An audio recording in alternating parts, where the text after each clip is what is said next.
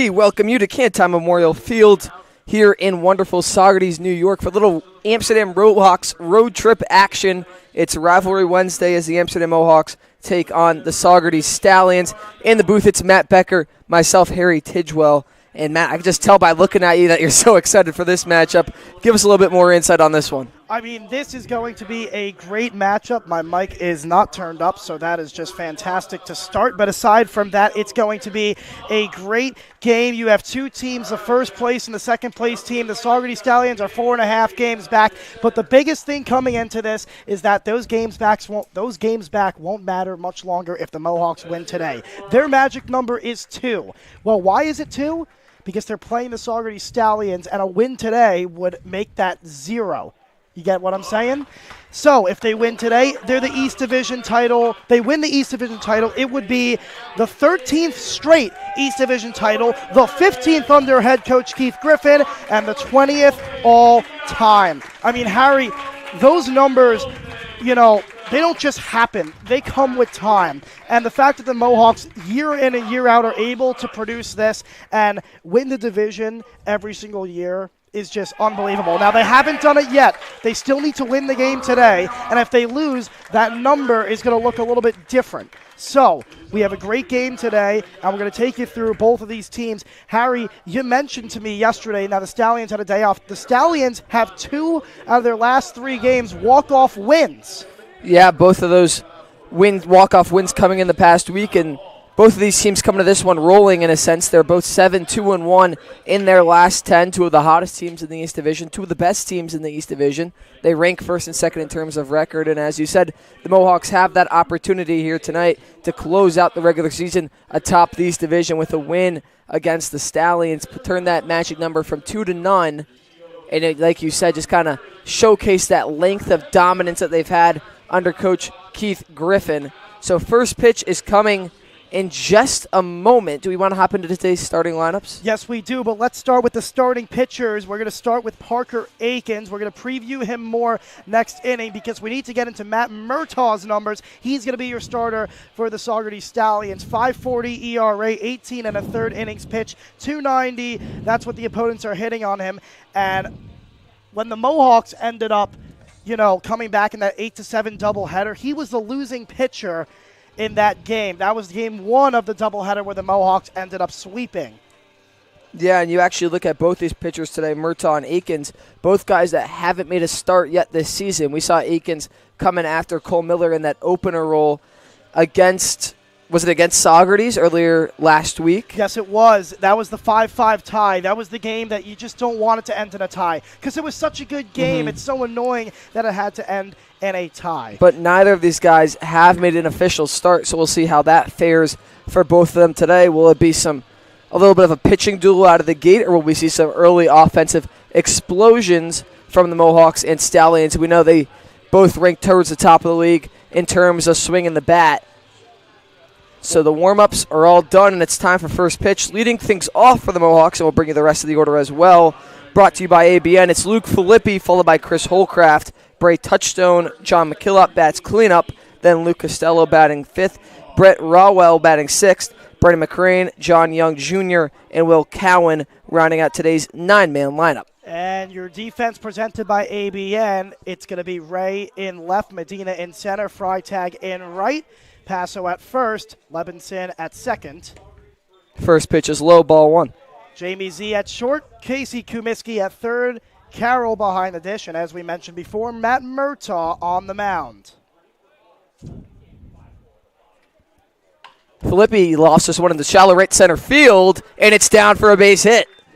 So Luke Filippi gets the offense going with a 1-0 single to right field. Great piece of hitting right there. It's a leadoff single. That's exactly what the doctor ordered. He's batting 189 on the season. He wants to get that number up, and he does things right here in Saugerties with a leadoff single. And we know that as of recently, he's been a lot more aggressive, especially early in counts. As soon as he knows he gets to get a pitch to hit, he's ready to swing the bat, and that's what he does there. Something simple, lofts it into right center field for a base knock. Yep, and he was 0 for 4 yesterday, so he needed that badly. So that brings up Chris Holcraft. He homered in last night's win against Boonville. Yes, he did. That was a solo shot to tie the game, and he scorched it. No doubter for sure, and he's a guy that when he's able to pull the ball has a lot of pop behind it.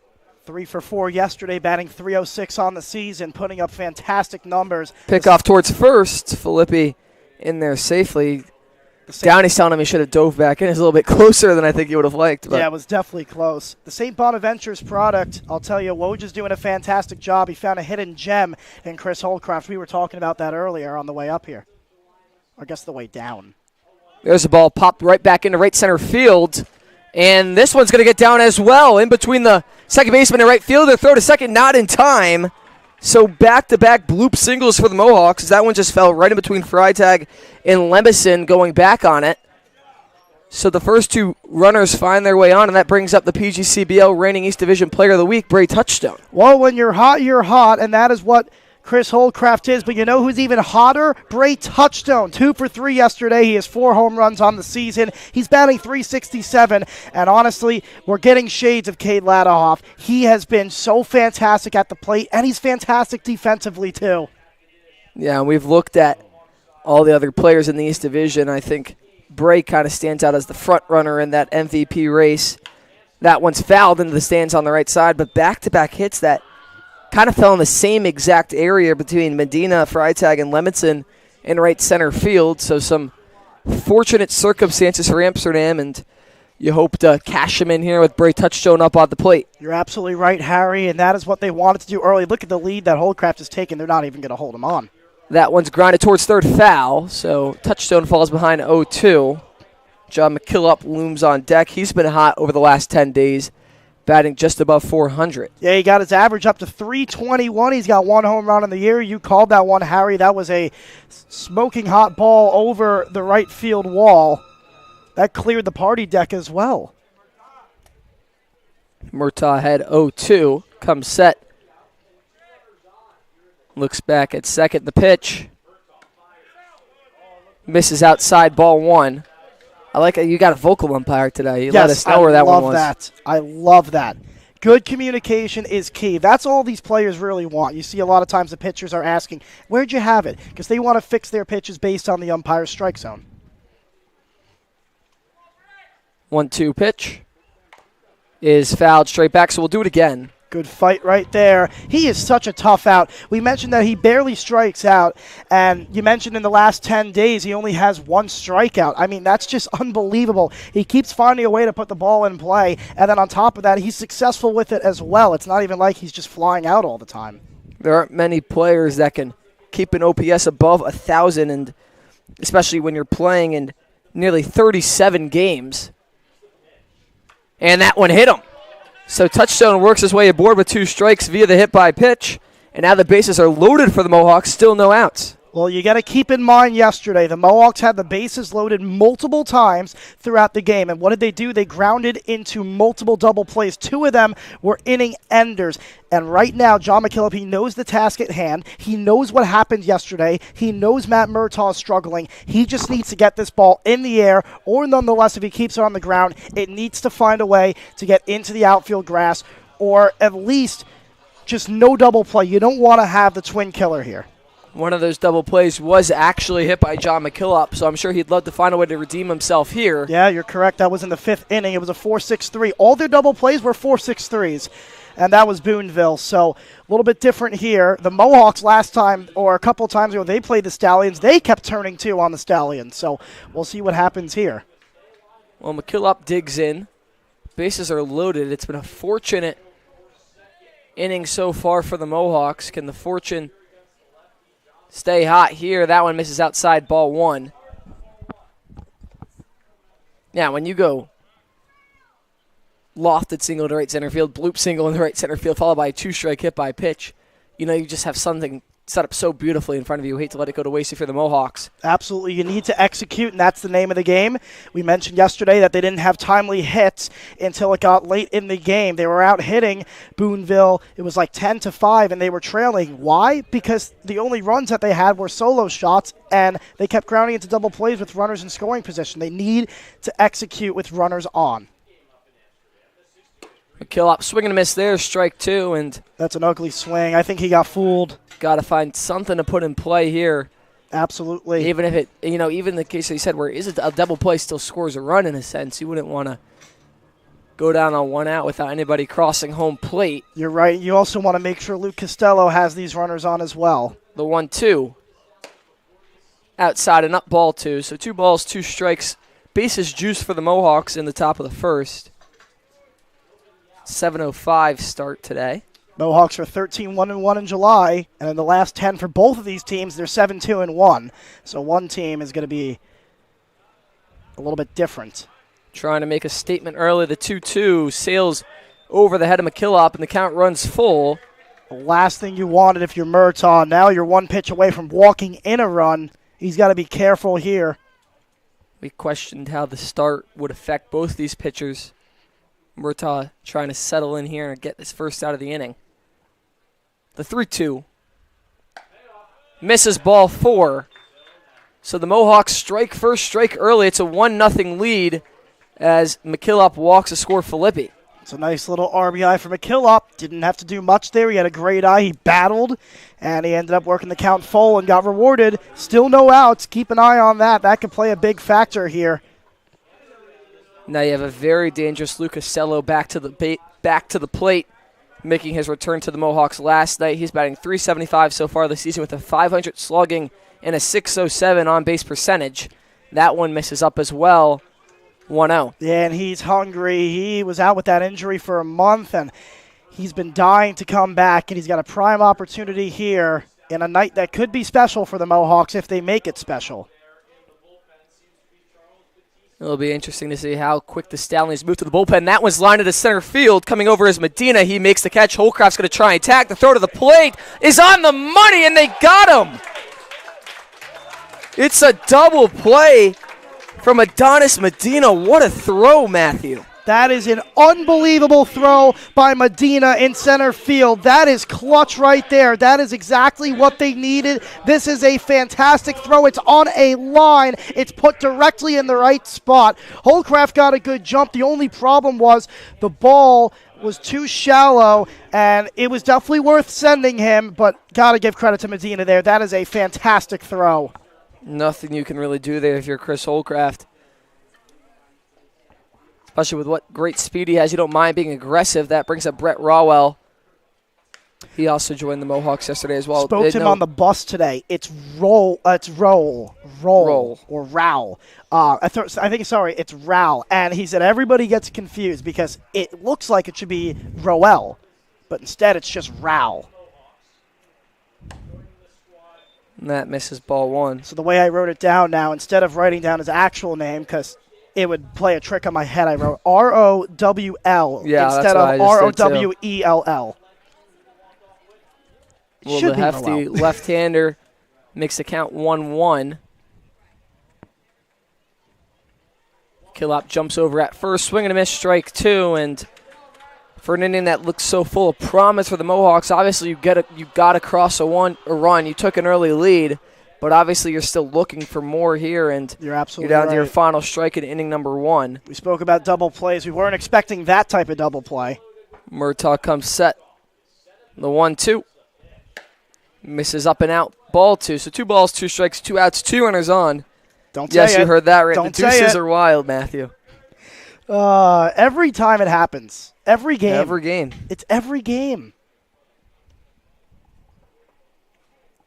Trying to cash in some more early run support for Parker Eakins.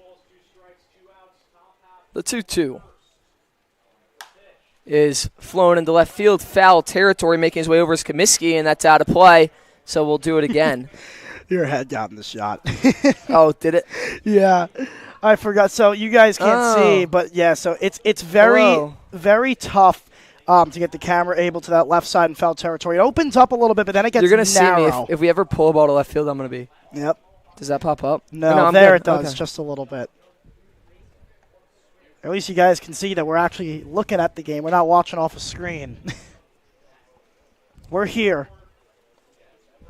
McCrane looms on deck. He's still seeking that offensive breakthrough since he's come back, and that one misses high. So ball 3 Count runs full. So the way foul territory works, and I'll try and tilt the camera and show it to you guys. See right over there, it gets narrow towards that corner. It opens up a little bit near here, but aside from that, yeah, it gets very narrow, and there's not a lot of room when you get to that corner. McKillop will be in motion. The 3-2 pitch to Rao. Swing and a miss, strike 3. So Murtaugh works out of the jam and only surrenders 1 run to the Mohawks via the McKillop walk that scored Filippi. 2 runners left on. It's a 1-0 lead for Amsterdam. You're watching on ABN. MCT Federal Credit Union is a member-owned financial cooperative serving all of Montgomery County, providing financial solutions since 1960. Their member experience is driven by innovation, technology, and reliable personalized service. MCT provides a comprehensive array of financial services, low-rate financing, and convenient e-services. To learn more, visit mct-fcu.org. Again, that's mct-fcu.org. The Amsterdam Mohawks like to thank our sponsors, 3 Rings Protection and Training Services.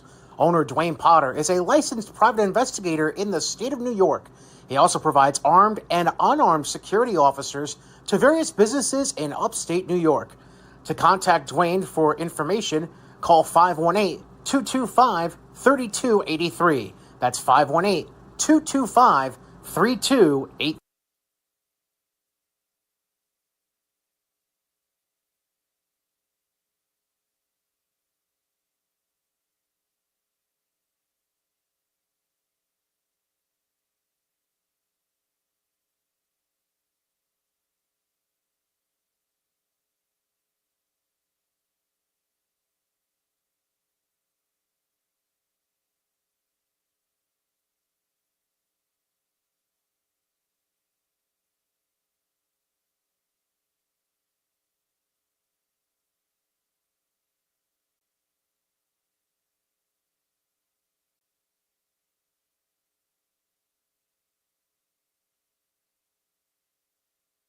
We welcome you back to Canton Memorial Field for the bottom of the first as Parker Akins toes the rubber for the Mohawks. You take a look at Akins so far this season, a 3.74 ERA and 21.2 innings pitched, making his first start here tonight for the Mohawks. He's given up 9 earned runs on 22 hits, 13 walks to 23 strikeouts, a 259 batting average against.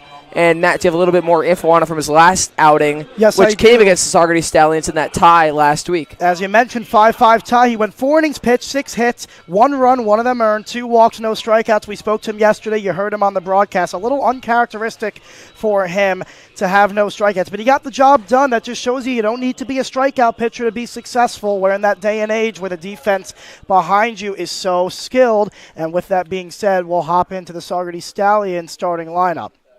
First pitch to Medina, catches the top of the zone, strike 1. And looking at the rest of the Saugerties Stallions batting lineup, it's a Medina batting first, followed by Cameron Carroll, then Dylan Paso, Logan Sanchez bats cleanup, followed by Casey Kaminsky, Brandon Fish, Jamie Z. As that one's tapped right back towards the catcher. Touchstone fields it, throw to first. What a play for out number 1.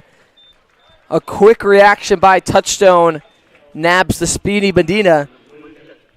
This is a fantastic play. We're lucky enough that I was actually able to clip it as we start getting used to the replay here. Oh, come on, where is it? Here it is right here. This is a swinging bunt. The Mohawks got fortunate with a couple of bloop singles in the top half of the first. This time, Bray Touchstone makes a stellar play to retire the speedy Medina. And I'll tell you, I didn't pick that up. Medina's got the URI hat on, and that's Akins as well, so a little teammate-on-teammate action and Manny right there. Santos as well. I got to ask Manny about that.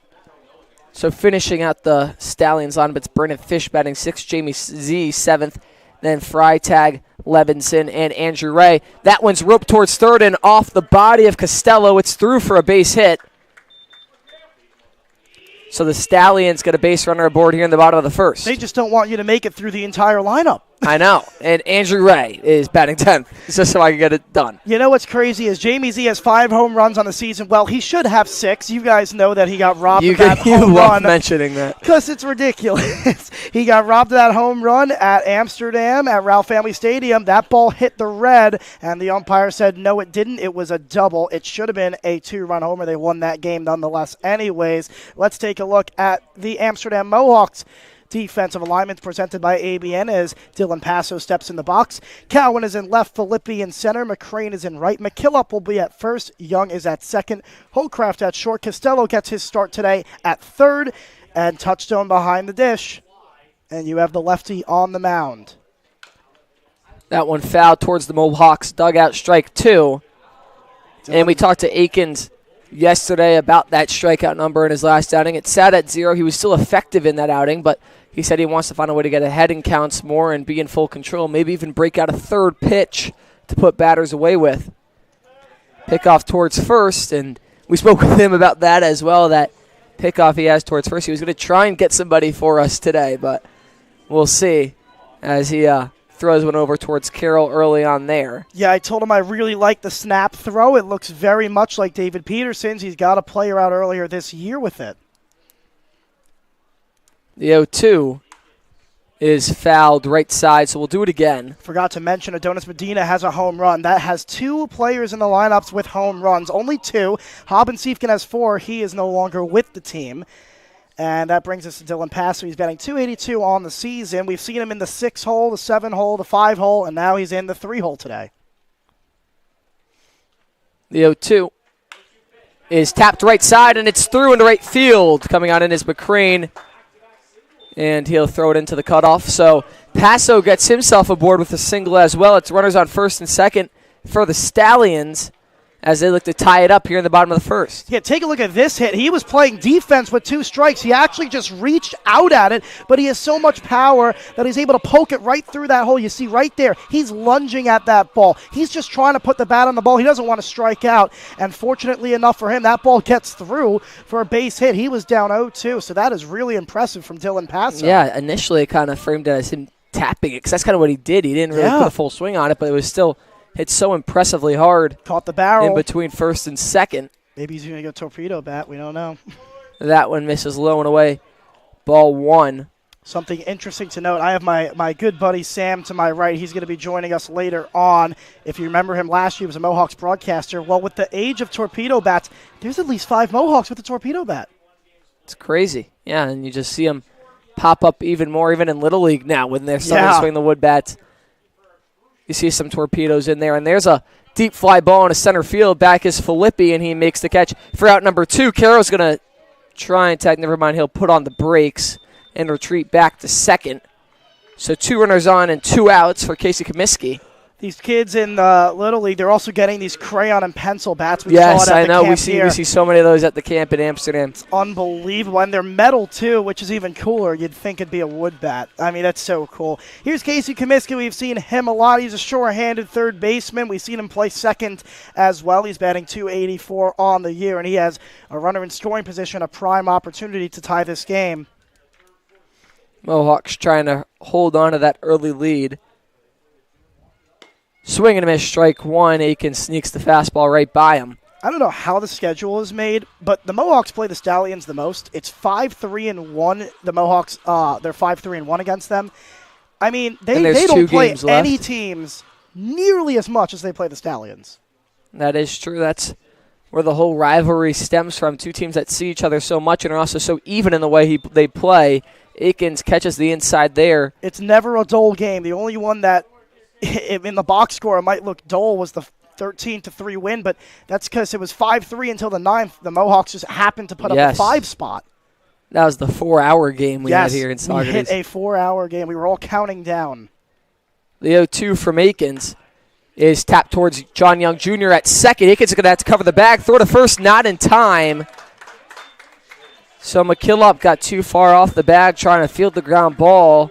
And it's an infield single for Casey Comiskey. Yeah, we'll take a look right here. Let's see Obviously, McKillop comes off the bag a little bit too much, but was Akins, did he get a good read on this? This is going to be interesting. So it's tapped over. He was a little slow getting off the mound, but nothing too crazy. I think that ball was just put in a really good spot, and McKillop, he just needs to recognize that there's going to be no shot at that play. Well, that's a really hard play for, Akins to get over on, since he is the lefty and you kind of finish towards the third baseline.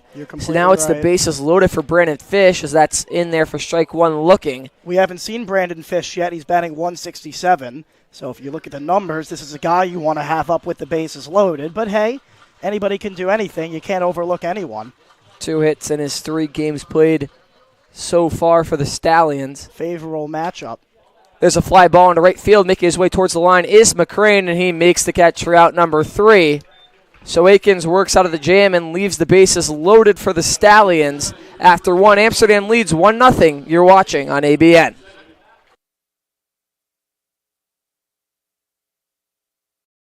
Don't get caught in a pickle when a storm blows in from left field. An automatic standby generator from Adirondack Generators will keep the lights on, drinks cold, and the Mohawks game playing loud and clear. Adirondack Generators, where your service is our priority. Visit us at www.adirondackgenerators.com or call 518-224-1492. Altieri's Landscaping and Snow Plowing, LLC, is a full landscaping company providing full property maintenance services, lawn mowing, shrub removal, spring and fall cleanup, excavation, gravel driveway rehabs, and upgrades, along with design work. Altieri's also provides full snow plowing services come wintertime. Tim Altieri is a veteran of the Navy who started this business 1 year of being out of the service in 1994. Tim is passionate about the work he and his team do at Altieri's Landscaping. A family-owned small engine repair shop in the town of Amsterdam, Got Skills Equipment and Repair, works on any makes and models of lawn and garden equipment, plus snowblowers, generators, and chainsaws. They offer pickup and delivery. Call Got Skills at 518-848-2580. That's 518-848-2580. The Montgomery County Office for Aging is committed to serving the older citizens of Montgomery County. Check out Office for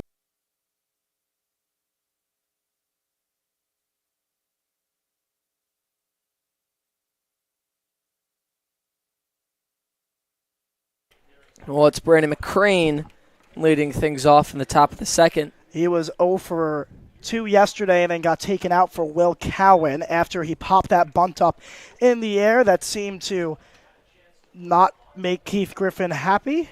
McCrane's just trying to get back into something offensively.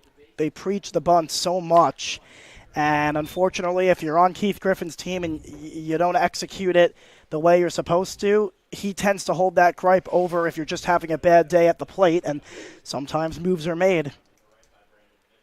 Swing and a miss, strike one, and the offensive output that we saw earlier this season from McCrane just hasn't fully been there, as he's saw him grab his left shoulder after that swing. Maybe a little bit of discomfort. But, yeah, we mentioned he had so many distractions. He went back for a full week. It wasn't a few days, and he's surrounded by family. It's an emotional event, the MLB draft for his brother.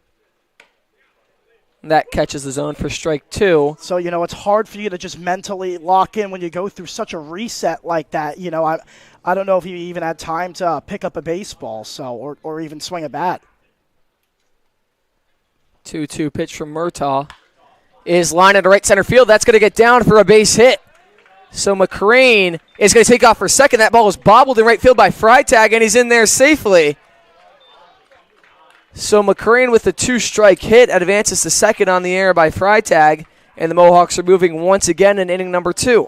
Yep, we'll see what they rule it, but nonetheless, it's a base hit no matter what. It's a great piece of hitting, 2-strike hitting by McCrane, and that is exactly what he needed. The Mohawks, they're really hitting the ball well today. They're seeing the ball well. I guess their BP and cages earlier in the game are paying off right now. They look like they're really seeing it well. And just an excellent job of staying through that one, putting it in to right center field. And from one Alabama kid to the next, it's John Young Jr. A little bit of rivalry there. They never talk about it, though. They do never talk about it. That's in there for strike one. You would think they, especially everyone's all over John Young about everything. He gets the whether it's his walk up or whatever it is. He gets the end of the joke a couple, most of the time by his teammates, and they love him. But you would think there'd be a lot of Auburn, Alabama arguments between these two. You would think so. You really would. That one's grounded towards second. Levinson fields it cleanly. Throw to first in time, but that advances McCrane over to third. So he now stands 90 feet away from scoring, and Will Cowan steps up to the plate. Did his job beautifully there. You can't be too mad at that. That works just as well as a bunt. Did a fantastic job. Keith Griffin's going to like that one. And if you can just continue to find a way to manufacture a run each inning, it's really hard to lose ball games when you're doing that. Another really good opportunity for the Mohawks here. Cowan pops this one up right side. Moving towards the fence is Passo. And that one's into the bleachers, so 0-1. Oh, geez, Passo's got his cleats stuck in the fence. Oh, my goodness. What in the world? You don't see this every day. And they got him out. And the fan tips his cap. Big congrats to him. You see something new every day in the PGCBL. We saw a pitcher throw a pitch, not stepping on the rubber a couple of games ago. It was called a ball. We saw Harden break his bat without hitting a ball. Yeah, that was really weird. That was here. Yes, that was here. Cowan now flies this one deeper down the right field line. It's going to get foul as well. What else have we seen? We saw Bray Touchstone slide into second and break the base. Yes, that happened. We so saw that that pitch that bounced off who threw it? That bounced off the backstop. Right back to him? Yeah, right back to Logan Sanchez and John Young. No, the one that the Mohawks had. Oh, that was a couple of days ago. Jeez, who was that? I don't even remember. That was late in the game. That was against Oneonta. They lost that game. 0-2 to Cowan. The pitch from Murtaugh is lined right back up the middle. It's through for a base hit. McCrane will come in to score. It's an RBI single for Will Cowan, and the Mohawks lead 2-0 here in the top of the second. Great piece of hitting right here with 2 strikes. He get a pitch he likes. He drives it up the middle. That's exactly where you want to put it. This is a job well done from Will Cowan. He's batting .260 on the year, and that is just a great piece of hitting. For those keeping score at home, they did give an error to McCrane on the advancement, so that will affect possibly the ERA. I know you fans like to score at home. Excellent 2-strike hitting from the Mohawks so far here tonight. Pickoff towards first. Cowan gets in there in time. You have the obvious first base coaching change with Muzio no longer being with the team, and now Eric Downey will fill into that position.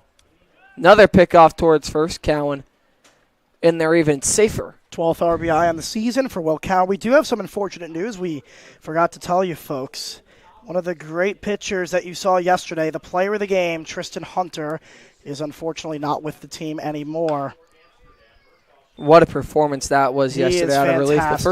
The first and only pitcher so far to get the post-game interview. And he is a gentleman, a true classy guy. Kentucky is lucky to have him, and I wish him luck the rest of the way. Not the best of the way. I wish him the best of luck the rest of the way.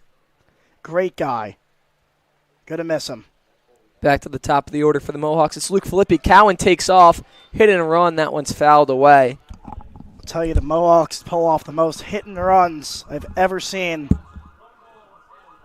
Last time we were here, Harry, you remember the beautiful sunset we had with the cotton candy clouds and all that? Well, it looked beautiful field. Looks like might be in store for one again. The sun sets from the left side, and you can see it kind of getting to dusk on your screen. You have a beautiful shot on your screen. Yeah, you might be in for a scenic look. 1 ball, 1 strike, 1 out, pickoff towards first, and Cowan's back in there safely with the dive. 3 pickoffs here. Oh, that's a balk in the MLB. In the MLB, that would be a balk. 3 disengagements. They should implement that rule here. These games go way too long. That one misses outside. 2-1 to Filippi. I'm pretty sure they have the 3 pitch rule, the 3 batter rule, but they also have the if you come up for a mound visit, your next one in the same inning with the same pitcher has to be a pitching change. Yes, yes. Which that is a good rule. That is a very good one. Filippi flies this one into right field. Freitag coming in, and team makes the catch for out number 2. A lot of shooting the ball the other way if you're the Mohawks here tonight off of Matthew Murtaugh, and they've had a lot of success with it so far. They've found ways to manufacture runs in both of these opening 2 innings. Well, that is what they're taught to do. We always sit in on BP, and you always hear Coach Keith Griffin, he's going, put it the other way, put it up the middle. If they pull it, yes, it's fine, but they're aiming to go the other way. And then when they're in the cage, their goal is to go the other way. And they're doing it really good here today. You saw an RBI from a base hit up the middle, and they're just going to keep doing that. You're going to be successful. Holcraft steps in. He singled his first time up, called strike 1. He is so hot. I mean, he's 4 for his last 5. His batting average keeps on climbing every game. And then you have Ray Touchstone right behind him. At what point is it unfair? Definitely a dangerous duo at that. See if we see any motion from Cowan here to try and move in a scoring position. That one misses. 1 ball, 1 strike. I wouldn't be shocked. Keith Griffin doesn't mind pulling the strings on a steal with 2 outs. Some coaches do. Keith Griffin does not, and he knows this is a game the Mohawks want to get the score up as early as possible. And also they're hitting the ball with runners in scoring position today, so why not get a runner in scoring position? Especially since even if Cowan got thrown out, you'd have Holcraft and Touchstone to start the next inning. Exactly. Cowan takes off. Never mind, he'll pull the brakes and retreat back to first. Pitch was a ball, 2 balls, 1 strike. I like that move right there. It's getting everyone's mind, now you keep that in mind, and you're creating chaos. Cowan doing a tremendous job of keeping Murtaugh antsy on the rubber. I would check on him here. 2 balls, 1 strike. Pitch to the plate, foul, back 2-2. Well, now he's probably not going to go. You want to keep the bat in Holcraft's hands. He's battling in this at-bat. But then again, could be a nice little hit-and-run play. You're expecting some sort of action, so I wouldn't be surprised, I actually, also wouldn't if you be see surprised. Something. With 2 outs, if it's a line drive, it doesn't, and it's caught, it doesn't really matter, so. Cowan stands at first. Holcraft 2-2 stands in the box. Murtaugh, the pitch is high, ball 3. Well, so you will see action here over at first base. Cowan will take off on the pitch. Yep, now he gets the go-ahead start, but that could be really dangerous if Holcraft hits a single, and with the outfield playing, a little bit far back, could easily score a run with the speed of Cowan. The payoff is roped into right center field. That's down for a base hit. Cowan's going to round second. He's going to come to third, and Griff's going to send him home. The third of the cutoff, third of the plate, not in time. Cowan scores. Mohawks extend the lead to 3-0 here in the top of the second. Well, guys, I spoke it into existence, so you better thank me. That's the broadcaster's jinx working to a T right there. It's a 3-2 pitch, which means he gets the go-ahead start. Keith Griffin sends him around. Chris Holcraft got to second base on the throw. It's perfectly executed all around. That is exactly what the Mohawks wanted to do there. You couldn't have asked for something any better. And that was just beautifully executed right there. Good send by Keith Griffin. Sometimes he's a little hesitant. Right there, he was so confident. He knew Cowan was going to score. And I like how Griff didn't shy away from sending him there, especially after you have Holcraft thrown out in that first inning. Continues to be aggressive, and it pays off there as the cutoff not good enough. They're actually going to give him a double. Yes, they're going to give Holcraft the RBI and the double. Touchstone now into the box. For the second straight day, Holcraft is 2 things away from the C word. He did it yesterday. The harder 2 things. The harder 2 things. Yesterday, it was a little bit different. It was the single and home run. Yeah, he had the single and the home run, and we were banking on the double and the triple. Today, he could do it in order here. Could do it in order. That's in your almanac. Players that have hit for the cycle in order. Touchstone taps that one foul left side. It's only like 7 players in MLB history to go single, double, triple home run. And in the first 2 innings, Holcraft is 2/4 of the way there, 50%. It's tough. Sam's going to love our fifth inning trivia. He's a baseball nerd, so he's going to really love it. Last time touchdown at 2 strikes, he was hit by the pitch. The 1-2 is high, ball 2. 2 balls, 2 strikes, 2 outs. Holcraft leads off second. Don't say it. Don't say it. In the second inning. Don't say it. it. 2-run second inning for the Mohawks. There's so many twos. Too many twos. The numbers always align. The 2-2 from Murtaugh is crushed in the left center field. That's going to be over the head of Medina. Holcraft around third. He'll score with ease. Touchstone going to second. It's a stand-up double, back-to-back double for the Mohawks, and a 4-0 lead. How about that? Bray Touchstone, excellent piece of hitting. He had 2 strikes as well. The Mohawks keep hitting with 2 strikes. This ball was absolutely torched. It was put on a line. Great launch angle as well. And, I mean, my goodness, that swing. He's so quick to the ball. He's so short to it as well. He is such a good player. I know Sam, for a second, he was questioning. I said, we're getting shades of Ladahoff. That is what we're getting out of Bray Touchstone. He continues to do that day in and day out. This is not a one-time thing. That at-bat happens nearly every single game for him. It doesn't matter how many outs there are or what's going on, who's on base. He either starts the rally, he keeps it going. He is just such an exceptional ball player. That ball was smoked, made it all the way to the wall in a deep left center field here at Cantine Memorial. Yeah, and as you noted, just excellent 2-strike hitting here tonight by the Mohawks. Seems like in all these crucial scenarios, they've done a good job of working at bats and finding pitches to hit, even when they're behind. This is the best the Mohawks have looked hitting in a while, and the reason I say that is because when they've scored runs recently, it's kind of came later in games, so we've only seen them start to hit the ball for like 1/3 of the game, and I know we're in the first third of the game, but man, are they taking some really, really good swings. They're seeing the ball so well. I wouldn't be shocked if we get a pitching change soon. There is action in the Stallions bullpen. That misses to McKillop. You couldn't have asked for anything better in a game that you know that the Stallions really need, but you just want to end the division and kind of not relax, but just take some of the pressure off in the next week. That one's tapped toward Levinson. Throw to first in time, so that will be out number 3, but the Mohawks scratch across 3 more in the top of the second and grab a commanding 4-0 lead. We'll be right back. You're watching on ABN. Farmers Insurance has spent 90 years putting customers first. Visit farmers.com to learn more.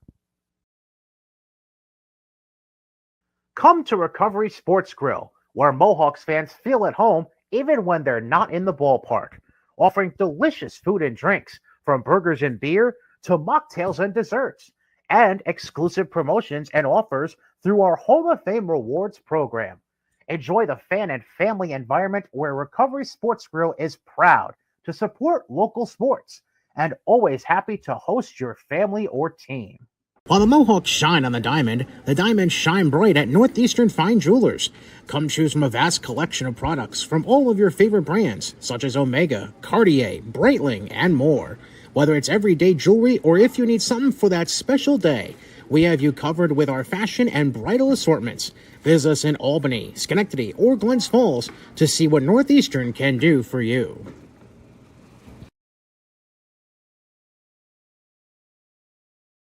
When the Mohawks win, you also win at McDonald's. Whenever the Mohawks claim victory, take your game ticket to the McDonald's on Market Street in Amsterdam and receive a free small fry. You must have your ticket stub with you.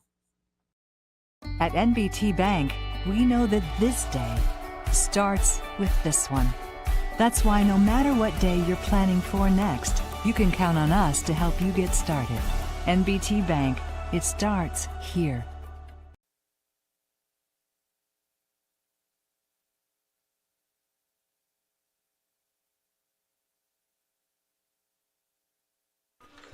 Well, it's a 4-0 lead for Amsterdam as the Stallions come up in the bottom of the second, leading things off.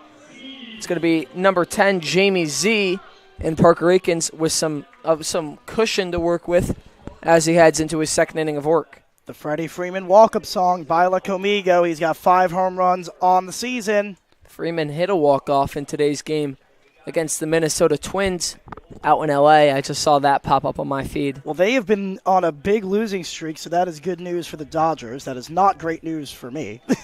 When you lose 6 of 6 to Milwaukee, Red not Sox where you want are to be. down 3-0 to the Phillies. Can you guys win, please? That one into the batting cage, 1 ball, 1 strike. It's a New York booth, Yankees and Mets, so he doesn't like the Red Sox, and I don't like the Phillies, so one of us is going to be unhappy tonight.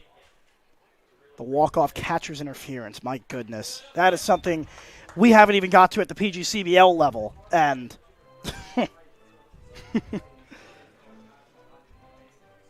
2 balls, 1 strike to Z.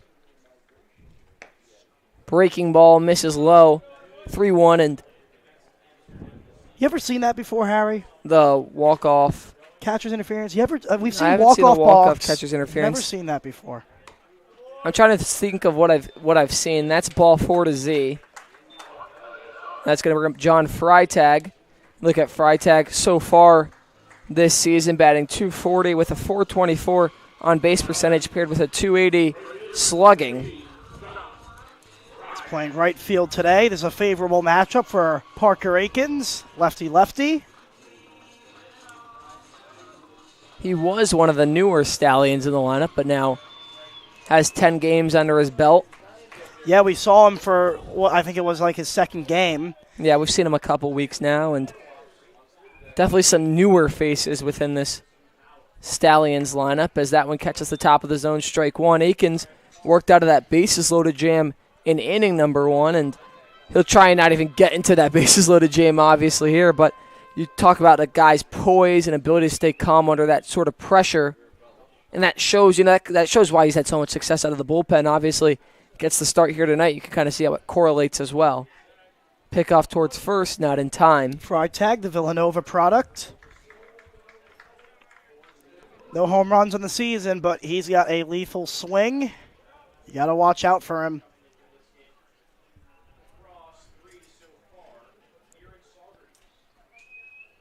Beautiful night for baseball. So peaceful, too. That one hit him. So Akins works too far inside on the lefty-lefty, and it's 2 base runners on with no outs here in the bottom of the second. Yeah, and you can hear the dugout reaction. They love that. You can see Breen getting up. Yeah, We're going to see if he takes a visit here. He's not. He'll head back to the bucket. Yeah, those mound visits are very costly in the PGCBL. Here's Michael Levinson batting .375. We saw him make his debut against the Mohawks in that tie game, that 5-5. Ugh, I just hate saying that. That tie game that ended in a tie. 6 hits in 6 games as a Stallion. He's having a really good go-around right now. He shows bunt here, gets it down. Akins fields it, throw to first in time. So a really good play by the pitcher as it advances Z and Freitag up 90 feet to third and second. That's a beautiful bunt. That's also a beautiful play by the pitcher. Everybody did stuff right there. Everybody can applaud each side to the field there. We talked yesterday about you need to just make sure you get the bunt down. It doesn't matter if you end up being safe or not. At the end of the day, you want to just get the bunt down, and he did it perfectly there. And you mentioned this to me. Did you see the way he just squared up at the pitcher and had the bat away from his body? He faced the pitcher, and your success rate, as you told me, is a lot better when you're doing those things. Yes, a very fundamentally sound bunt there, and it gets the job done if you're Levinson. A good job of, avoiding the worst-case scenario if you're Akins, making a quick and good strike over to McKillop up at first. 2 runners in scoring position with 1 out, and that's in there for strike 1, looking to Andrew Ray. Yeah, we haven't seen him yet. He's batting .143. Only 2 games played so far. Yeah, so we have no clue what he can do, and it's kind of a scary thing with 2 runners on here.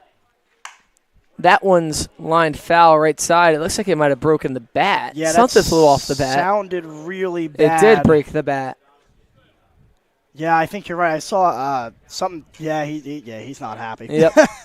Something definitely came off the bat here. We were talking about how we didn't see bats, broken all season long. We come to a game here. That was the Mohawks' 13-3 win on June 25th, and all of a sudden, 2 bats are broken. It's going to be another thing I just know. It's another URI guy. So. Maybe it's just this ballpark. Maybe there's something with it, and the bats just happen to break here. I know. That one seemed like it didn't even, like just a little piece of wood came flying off. He was just a bit late on it. He caught it inside, not on the barrel, just missed the barrel. And when you get that cutting action of Aiken's fastball, moving inside on you, it can kind of literally saw you off. That one's roped into right field. Coming on in is McCrane. It's going to get down for a base hit. 1 run will score. And Z moves over to third, so runners on the corners for the Stallions as they inch a little bit closer and make it a 4-1 ball game. Good piece of hitting right there. Once again, 2-strike hitting. We stress so much about it. Keith Griffin stresses so much about it. And all teams tonight have been doing a great job with 2-strike hitting and runners on. That ball's flared into right field. McCrane did a good job of putting his hand up to act like he was going to catch it. That froze Freitag at second, and that's why the other run didn't come in to score. So we saw that. We've seen dekes in the past. I don't know if McCrane was actually trying to deke him there, but a good job. You get that hand up in the air, you act like you might be able to catch it. That's going to hold the runner up. I'm off a batter. Z just scored. Yes, Z came around to score. Freitag is at second. Freitag's he's at third. Yeah, okay. All right. I found where I was. Z just scored, Freitag at third. And now Andrew Ray stands at first. I mean, it just goes to show you the Mohawks would take a 4-0 lead on anybody else in the entire Eastern Division, and you might even be able to write that game away. Not against this team. Never against this team. Both of these teams, the leads don't mean anything. We've seen it come back to bite them. The Mohawks were up 5-1 in that doubleheader of Game 1. That was back way early in July, and what ended up happening? They blew it, but they won the game 8-7. The losing pitcher in that game, that was Matt Murtaugh. So, that just tells you it doesn't matter how you start, it's how you finish. It's early in the game, and the tying run's at the plate. 2 teams that love to give each other a hard time. They really do. Aiken still has a 3-run lead to work with, and they'd love to keep it right there and let the bats add on some even more insurance. They like to give us a hard time, too, because the games have so many runs, so our scorebooks look insane. And then on top of that, the games take 4 hours. Yes, we're already hitting that 50-minute mark, and we're only the 50-minute mark? 2 hours, 2 innings in, That's unbelievable. That misses low, 2-0. I started the broadcast a bit early, but yeah, you're right. It's 7:55, and we're not even through a full 2 innings. Is there curfew for these games? I don't think so. I think we would have hit it in the last one. Did he go? Yes, he did. That might have been a called strike regardless. Yeah, I think the home plate umpire just called it regardless. I didn't even check. It's tough to check because the umpire with runners on has to be behind the pitcher, and you can only see so much from over there. 1 pitch away from working out of the inning if you're Aikens. Stallions trying to draw closer. That one misses up 3-1. You have some motion in Amsterdam's bullpen. That's Joe Gold. Number 9. That is Joe. Is. I couldn't see. Wasn't sure if it was Gesowicz or Gold. Pick off towards first, not in time. Boy, that was close, and he caught Ray napping for a split second, but good job by Ray to get his hand in. I don't even want to say he caught him napping. That's just a really good pickoff move, honestly. Ray didn't do much wrong there. It's just such a good move. 3-1. Swing and a miss, strike 2. Fooling a Medina there. Great pitch right there. You think I could connect to the radar from here? Let's find out. I want to see how fast he's throwing. Count runs full. Freitag stands at third, Ray at first. Stallions trail by 3. The pitch, called, strike 3. An excellent pitch on the outer half by Aikens for out number 2. And then I'll bring up Cameron Carroll with 2 runners on and 2 men out. Boy, is that a crucial out right there, and that is just a perfectly placed 2-strike pitch. That is exactly where you want it. Credit to Parker Aikens. I don't know how fast it was, unfortunately. I'm too far away from the radar to pick it up, but I'll tell you, that was a fantastic location. So now 2 outs, runners stand on the corners. I tried, guys, I tried. Cameron Carroll, one of the most reliable Stallions hitters so far this season, batting .317 with a .505 on base, .381 slugging. Trying to draw Saugerties a little bit closer here in the bottom of the second. They've already scratched one across, 6 hits to 4. It's been an offensive slugfest so far here tonight. I mean, it just always is with these two teams. Even when the game starts off as a pitcher's duel, it just, it was a pitcher's duel, and then Mohawks made it 5-1, and then it ended up ending 8-7. So it's not a matter of will they break through, it's a matter of when. You're completely right, Harry. As that just misses outside. 3 balls, no strikes, and Dylan Passo stands on deck, another batter you really don't want to have to pitch to, especially in dangerous situations like this if you're Parker Akins and the Mohawks. Yep, Cameron Carroll and Dylan Passo both had back-to-back singles in the bottom of the first. That is called ball 4. So the bases now are loaded for the Stallions, and would be the leading run, and Dylan Passo steps up to the plate. Well, you know what? That's not the worst thing that could happen. You had a base open. You wanted to pitch around him. Once you got behind, you don't want to give him a pitch hit, so it's okay. He knew he had a base open. He didn't mind missing there. That 3-0 pitch was just a bit outside, so. Well, you get the favorable lefty-lefty matchup.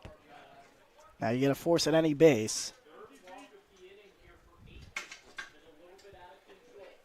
Akins has loaded the bases in each of the first 2 and gets ahead 0-1 there.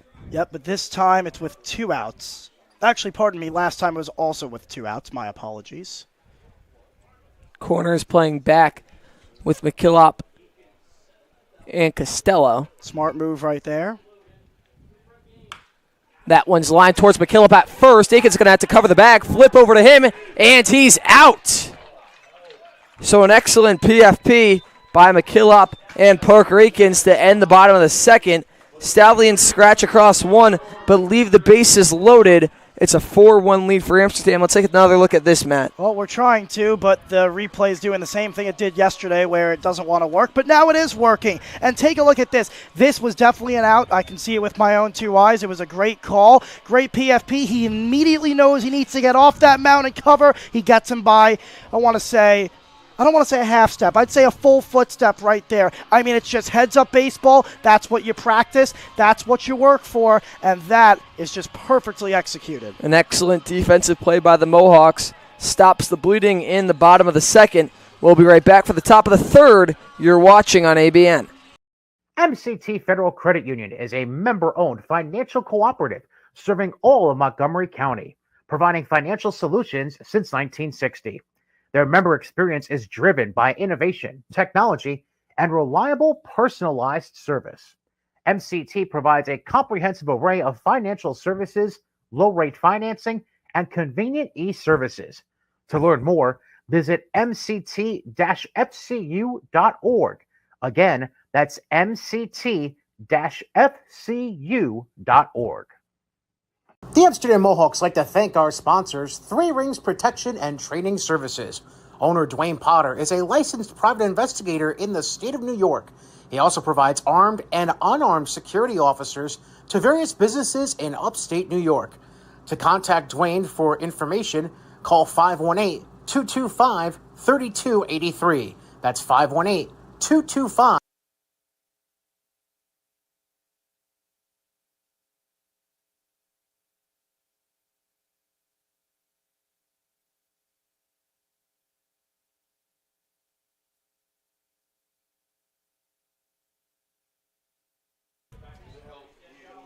And we welcome you back for the top of the third. Leading things off, it's Luke Costello.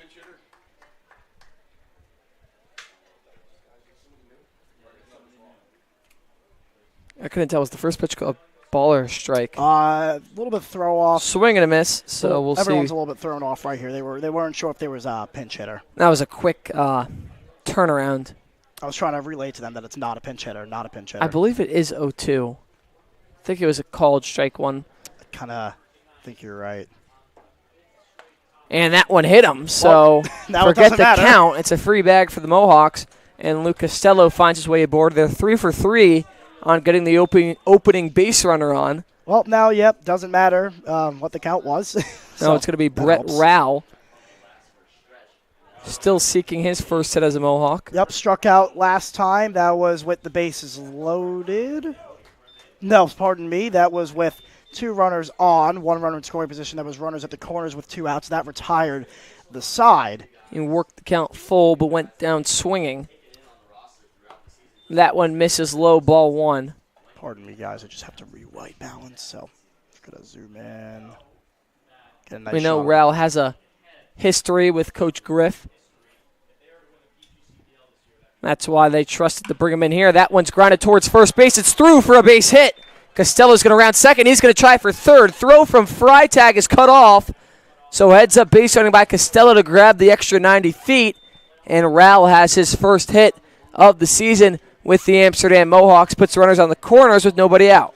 Yeah, great piece of hitting right here. This is perfectly executed, and I'm going to keep saying that. Why? Because the Mohawks are hitting perfectly today. We haven't been able to say that really in the last 2 weeks. They're executing barrels on the balls. They're shooting it through the right spots. That was put in a perfect spot, and that advanced the runner to third. And once again, there's nobody out, and it's going to be Brandon McCrane who led off last inning with a single, and then the throwing error allowed him to go to second to get him in scoring position. A good job of just pulling something hard on the inside, and McCrane had that single his last time up. Let's see if he can kind of restart the offense and pick up right where he left off before he left. That one spiked for ball 1. We'll see how short the leash is with Murtaugh. They sent him back out for another inning after giving up 4 in the first 2. Yeah, there's a lot of people in the bullpen right now. I see one warming up, and I see one that was warming up now sitting down. So they're going through their decisions. Has to work out of another jam here. And McCrane lines that one right back up the middle. It's gloved by Levinson. Throw it, slipped to second. Oh, excuse me. Flipped to second for 1. Throw to first. It's a double play, but Luke Costello comes in and scores to regain that 4-run lead for Amsterdam. Well, if there's any double play you want to hit into, this is the one you want to hit into. Yet again, it's another 4-6-3 double play. It's a twin killer, and that gets everybody off the base paths. But you know what? You got the run in. It's a 5-1 lead. You can't be too mad. You could be disappointed. It's a missed opportunity. But if there's any double play that you want, that's a pretty good one, I'd say. It was a ball hit fairly hard by McCrane. If they're not in a double play shift, it's through for a single. You're absolutely right, Harry, and they would have been shifted more to the right on him, even though he can go everywhere. They would have been shifted more to the left on him, even though he can go opposite field if he needs to. But as you said, yeah, double play depth right there is the difference maker in that, and that's just good fundies, good coaching. And they also know, you know what, there's no need to play the infield in here. And the reason being is the 2 outs here are more important than the run. This game is probably going to be a slugfest either way. They're banking on their players to execute and put more runs up on the board. And that's totally okay. So I like them playing in double play depth right there. And it pays off. It's always an interesting decision. Do you play them back? It's a 4-1 game. Do you try and get the run out at the plate? That one run, it might matter at the end of the day, but you got to trust your bats. 3 straight balls from Murtaugh to Young. Cowan stands on deck. There's a called strike 1.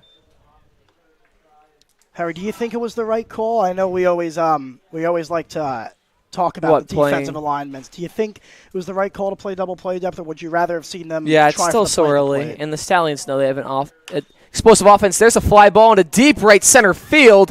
Back at the track at the wall. It is caught by Adonis Medina. An excellent job of tracking that one down for out number 3. The Mohawks continue to add on the run support as they tack on one more in the top of the third to make it a 5-1 ball game. We'll be back for the bottom of the third when we get back. You're watching on ABN. Farmers Insurance has spent 90 years putting customers first. Visit farmers.com to learn more. Come to Recovery Sports Grill, where Mohawks fans feel at home even when they're not in the ballpark, offering delicious food and drinks from burgers and beer to mocktails and desserts, and exclusive promotions and offers through our Hall of Fame Rewards program.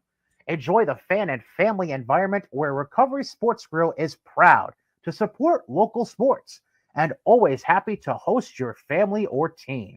While the Mohawks shine on the diamonds shine bright at Northeastern Fine Jewelers. Come choose from a vast collection of products from all of your favorite brands, such as Omega, Cartier, Breitling, and more. Whether it's everyday jewelry or if you need something for that special day, we have you covered with our fashion and bridal assortments. Visit us in Albany, Schenectady, or Glens Falls to see what Northeastern can do for you.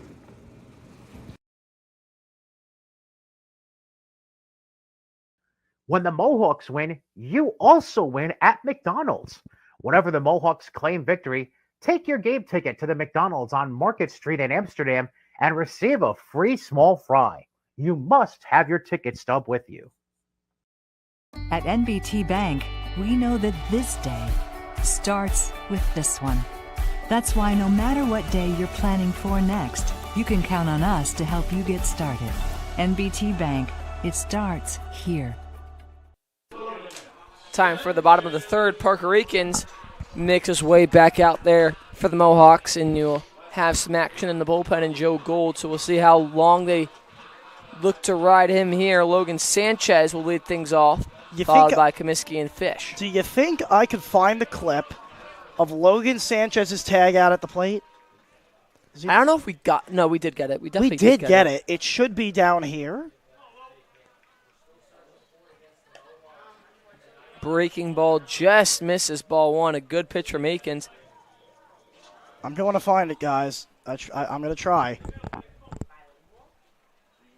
No. There's a fly ball, left side, foul. That one was crushed. Sanchez just way out in front of it. Boy, can he hit. I'll tell you. So much power. I don't think we have it. I don't know where it is. Very upset right now. Well, at least we can forget about it and move on. And that one sails just a bit outside. Oh, I called it. That's awesome. No, I really wanted to find that clip because I want to show you how well he played it. I mean, it was just a completely weird play, and that's why I was hoping to find it. You could feel the energy just get taken out of Shuttleworth that night. Yep, but Harry also knows that in order for me to forget about something, it has to be incapable of obtaining. No, in 10 years, me and Matt we'll get together to reflect on the Mohawk season. I'll say, I'll never forget when Jamie Z was robbed of a home run. I am going to say that. I'll never forget. And I called it a home run on the broadcast, and I was baffled when the ump said it was a double. 2 balls, 2 strikes to Sanchez. The pitch from Akins. Ball 3. Well, the entire infield, you could hear Chris Holcraft going, yeah, and he thought that was strike 3. It's a good pitch. It's a good take 2 as well. 2 pitches this at bat where I feel like you just missed with the breaking ball for Akins. Not bad pitches at all. So the count runs full. The 3-2 is chopped towards Young at second. He fields it cleanly. Throw to first is a good one. So a quick out here in the bottom of the third. Forget we're not home. Nah, that is exactly what Parker Akins needed. He needed a quick out. He didn't want the first runner to get on. Last time he walked the first hitter, that was Jamie Z. He came around to score. And not saying that was a quick at-bat, but it wasn't too far out of line, so good job for him to retiring Sanchez. He needs to focus on Comiskey here. Akins really needs to just work more efficiently. It's not his fault. He's doing the best he can. And he's only let up 1 run, but if he wants to go deep in this game, he's got to make sure that, these long at-bats that are happening, got to eliminate them. It's not easy pitching against such a strong team offensively. Only 1 strikeout for him, and we mentioned that he had no strikeouts in his last start. He said it was a little uncharacteristic for him, so that's something he wants to work on. But you know what? The Stallions are such a tough team. They're a gritty team. They grind out these at-bats. It's really tough to strike them out. Give them a lot of credit. That one's chopped towards third, foul. Akins working low in the zone here in the bottom of the third. You saw him drop that breaking ball in there for strike 1, then he attacks low with the fastball. Yep. Hits her 7-4 in the bottom of the third. Two teams that just love to mash the ball. They really 1 do. through 9 or 1 through 10 in the case of the Stallions here tonight. And that one's grounded towards third in fair territory, fielded by Costello. Tough throw to first, not in time. It's an infield single from Casey Comiskey, and another hit tallied onto the board for the Stallions. Yeah, I was waving safe up here because I think that's the right call, but we'll be the judge. We have a pretty good shot of it. It's a really nice play by the third baseman, Costello. We're going to slow it down for you. He fields it. This is a really tough play. You can't see him in the frame, but he fields it on a hop. He throws to first, and it's in the glove right there. Yeah, I think he beat it just by a half step. Good call by the umpire. That's a really challenging throw. That's why they call it the hot corner. Those are the ones that are going to test you, but those are also the ones that separate the good players from the bad players. And a bad player right there probably wouldn't even be able to make the throw to first base. Costello, he is a sure-handed player. He's able to make that throw. If it was a little bit of a slower runner, he gets him. So look at that pickoff move. He had Casey Comiskey going the wrong way, but the throw was just nowhere near. He almost got him right there. And that's that David Peterson snap throw that we always talk about. Or, as he also mentioned, Chris Sale does the same thing. I wanted to do the math. I was doing what A squared plus B squared equals C squared. That's an 100 pickoff, and he got him. Oh, they're going to call him safe. They're going to call him safe. Oh, look at Keith. The throw beat him by a mile, but they're going to call him safe. Challenge it. You got to challenge it. That was an excellent pickoff by Akins. I think he got him by a mile. Wow. Look at Keith Griffin is absolutely flabbergasted on that bench. I don't know how you call him safe. You don't have the angle to say he missed the tag. I agree. You don't have the angle to say he missed the tag, but unfortunately we are not the umpire. Wow.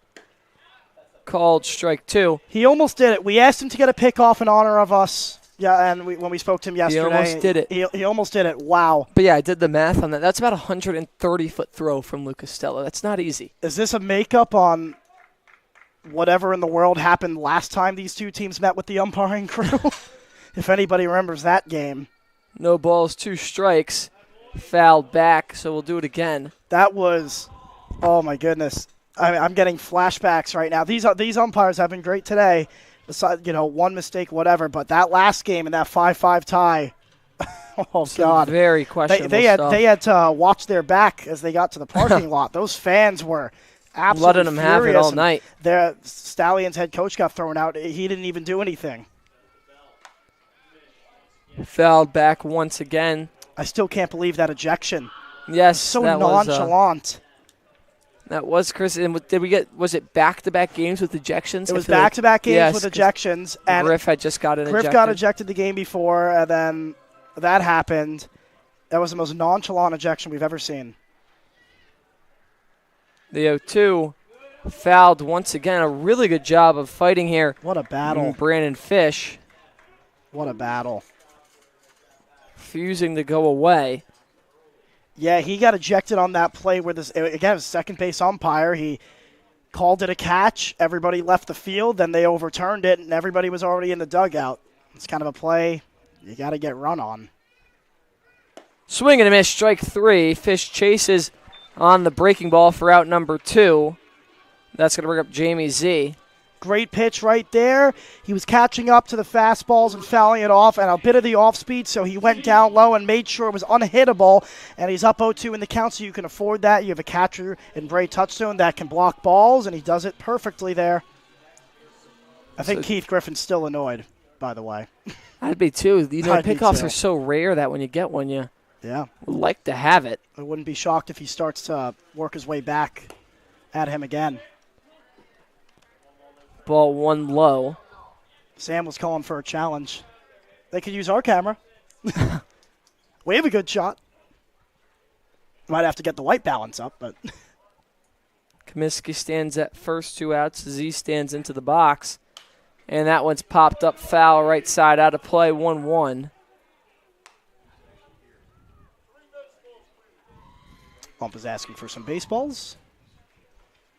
We have lost a lot in the foul territory today. I can't wait for PGCBL players to start tapping their heads on calls outside the zone. They get ejected.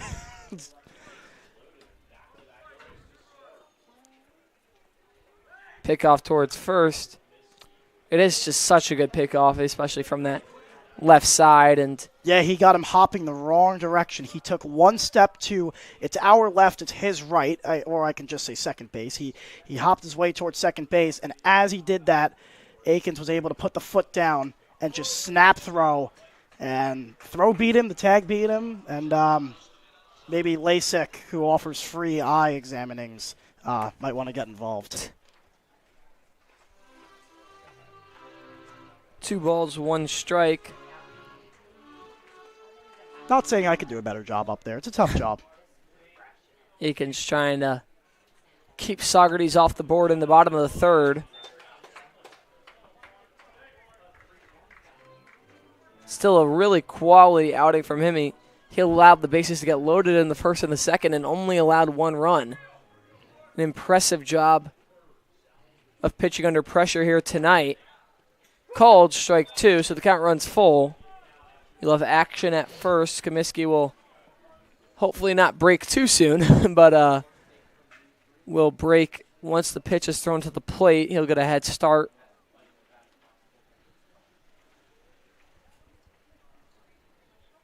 Akins comes set.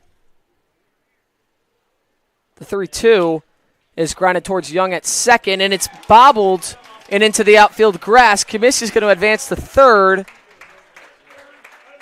and it's a 2-out error by the Mohawks. That ball just ended up eating him. He did everything right. He waited back on it. That's what you're supposed to do, because if the ball takes a weird hop, you want to make sure that you get it, and that's exactly what he did there. He waited back on it. He got the poor hop, but unfortunately for him, it ended up not falling into his glove, but he also couldn't keep it in front of him. He did the right thing. He got the body in front of it. That's what you're taught to do, but it ricocheted off a weird angle. It was kind of up by his shoulder, and instead of coming straight down, it ended up going to his left. And that's one that just gets to you so quickly. It's almost one that you need to just get with your glove cleanly. And Harry, what do we always say about giving good teams 4 outs? Don't give good teams 4 outs, and it's going to be John Freitag with the 4th out here. Runners on the corners. Ball 1. Not giving Akins that low breaking ball here tonight. That's something that we've seen him rely on a lot this season. Not a bad pitch at all. You're absolutely right. It is a really good pitch.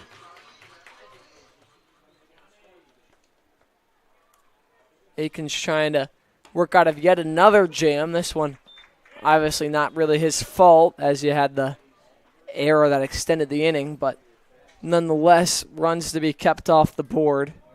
You're absolutely right. We're at the 115 mark.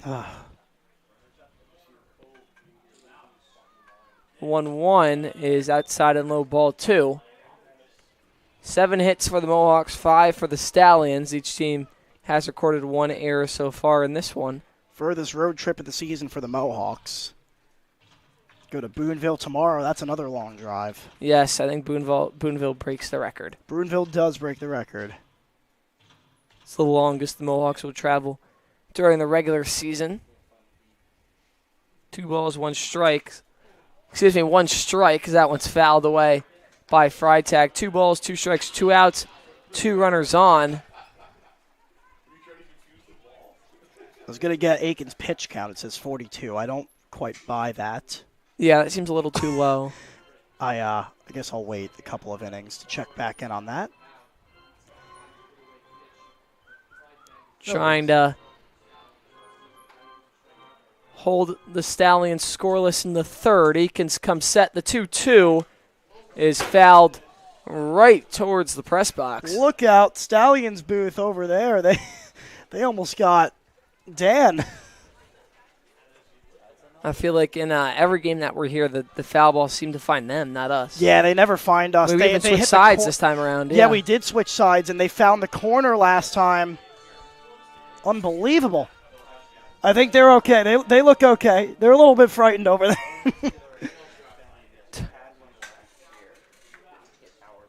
So we'll do the 2 balls, 2 strikes, 2 outs again. You saw motion from Z on that last pitch. We'll see if he takes off again here. The 2-2. Might check on him. Yep. You will. Smart move. Hold him on. or at least just, keep him there for a little bit longer so that touchdown would have a chance if he tries to throw him out from behind the plate.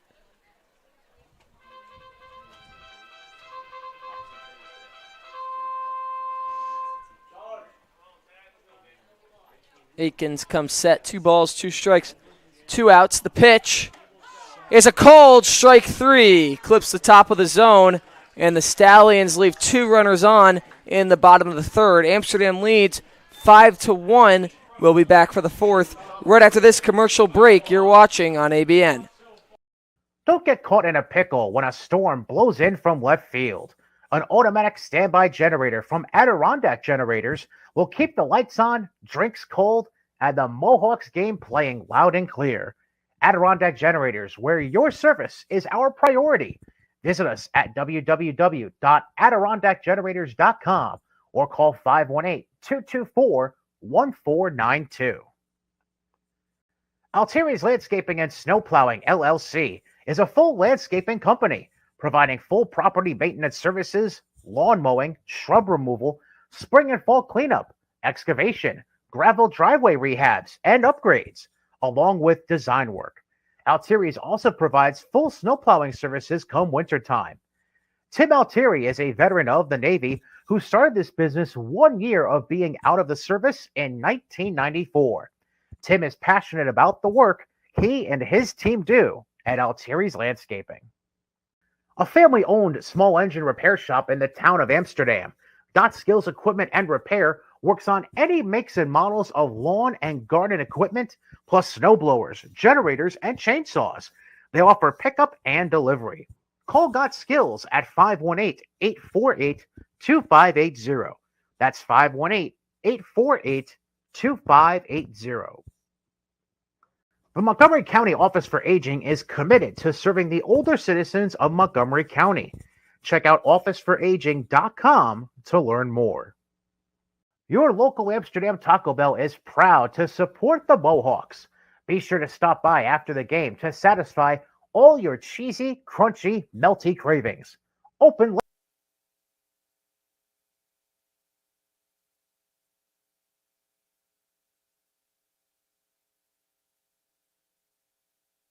It's a pitching change for the Saugerties Stallions, number 32. That is. I thought I fixed the zoom on roll. this camera. Please. Oh, it's Charles Bautista. No, I have it. It's Charles Bautista. Oh, yeah, geez, I was looking right over it. Charles Bautista, .87 ERA so far. This will be his 7th appearance of the year. He's gone 10 1/3, giving up 1 earned run on 6 hits, 6 walks to 14 strikeouts, a 176 batting average against. So one of the elite bullpen arms for Saugerties to try and, kind of slow things down offensively for the Mohawks. Yeah, you're absolutely right. I mean, Charles Bautista is fantastic. This is a good option to go to. I know it's a bit early. You kind of want him later, but you said it best. When push comes to shove, you need a guy right here to step in and just start shutting things down as early as possible. Tried to get a nice sunset pick zoom for you guys, but I forgot the zoom resets after we unplug the camera. So that one missed low, and you could hear Holcraft from the dugout letting him hear it. Yeah, that clip wasn't as scenic as I thought. Yes, he did. So Cowan swings for strike 1. You guys can take a look at it. 1 ball, 1 strike. Look at this beautiful cotton candy clouds. Nice little fade from the blue to the orange. Love it. A beautiful night for baseball, and I guess both teams just want to kind of find a way to savor it. That's why we're looking at another possible 4-hour contest. Yeah, they definitely love getting back at 1:30 and then having to go to Boonville tomorrow. They love that. This is what they live for. Hey, the PGCBL grind don't stop. It's even worse than the NECBL. Those are like 3 to 4 hour drives. Those games end late, too. They're on ESPN+. 2 balls, 1 strike. Swing and a miss way late on that one as Bautista just blew it by him. It's foul tipped into the mitt. I thought I fixed the zoom on this camera, and now it is deciding to not cooperate.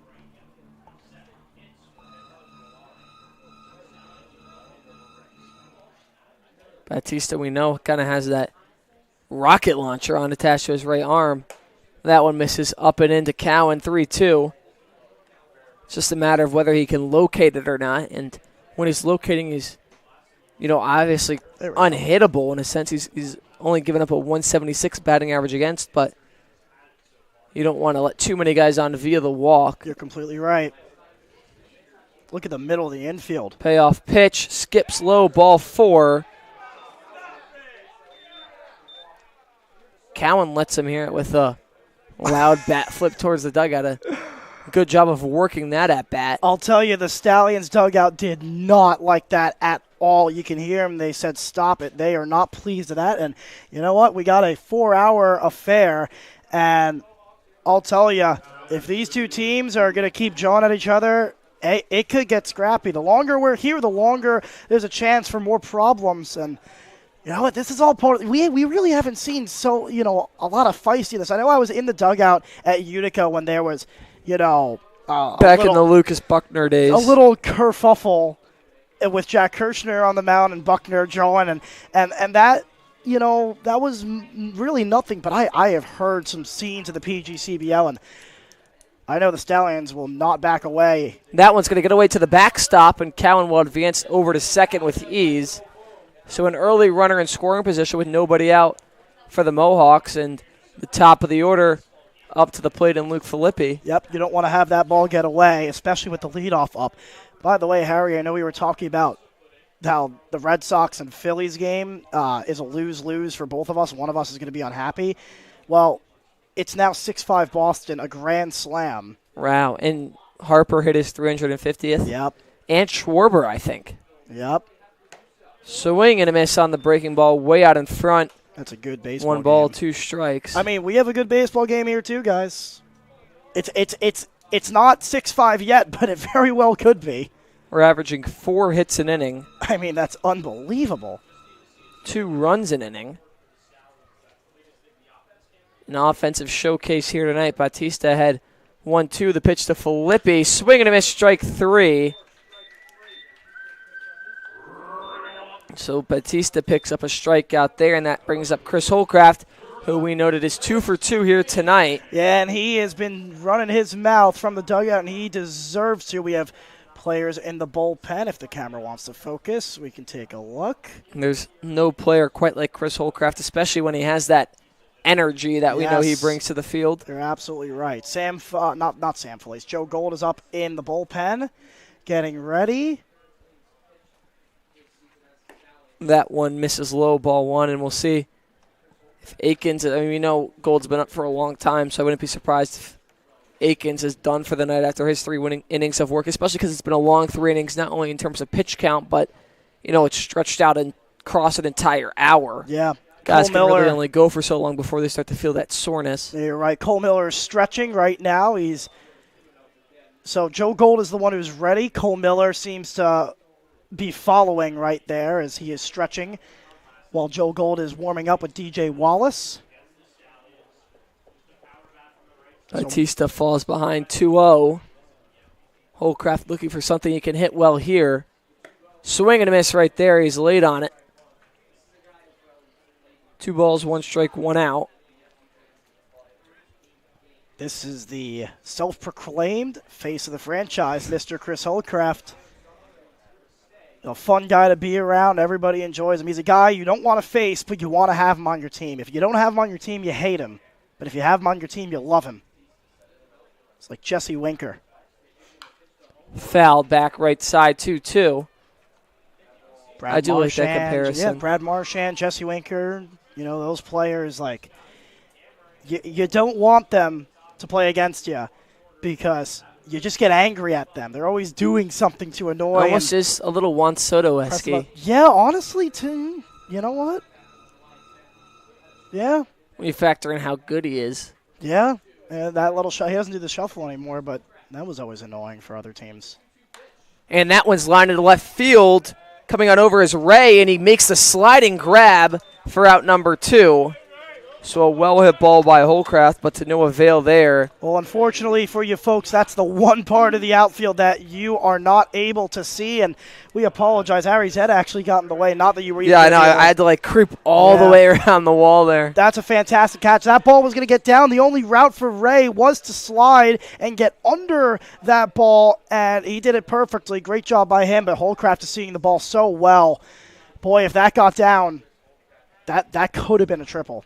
Yes, another really good piece with 2 strikes. That one skips in the dirt for ball 1. That's where Batista's missed a lot of his pitches. It seems to be in terms of height and elevation.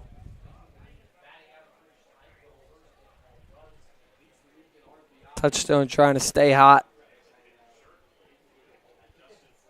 Just been leading this Mohawks offense, and that's a swing and a miss, but that one gets away, so Cowan will advance to third.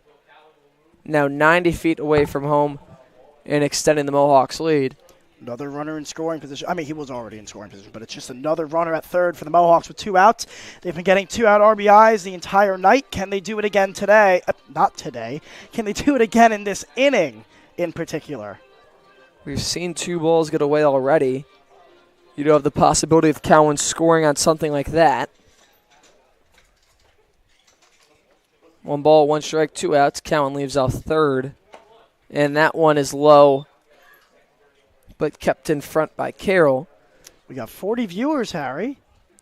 Hello, all 40 of you. I wonder if Jaden Harriel was one of them. I hope so. Great kid. Harriel not with us today.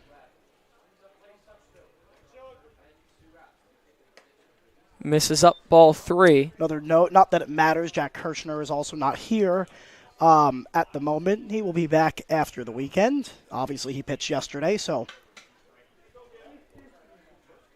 I think he's seeing family, so that'll be a nice, reset. Nice reset for him before the playoffs. He was great yesterday. 3-1 back pick towards third, and they got Cowan in a rundown. Moving towards home, tagged by Carroll. He missed him. He's safe.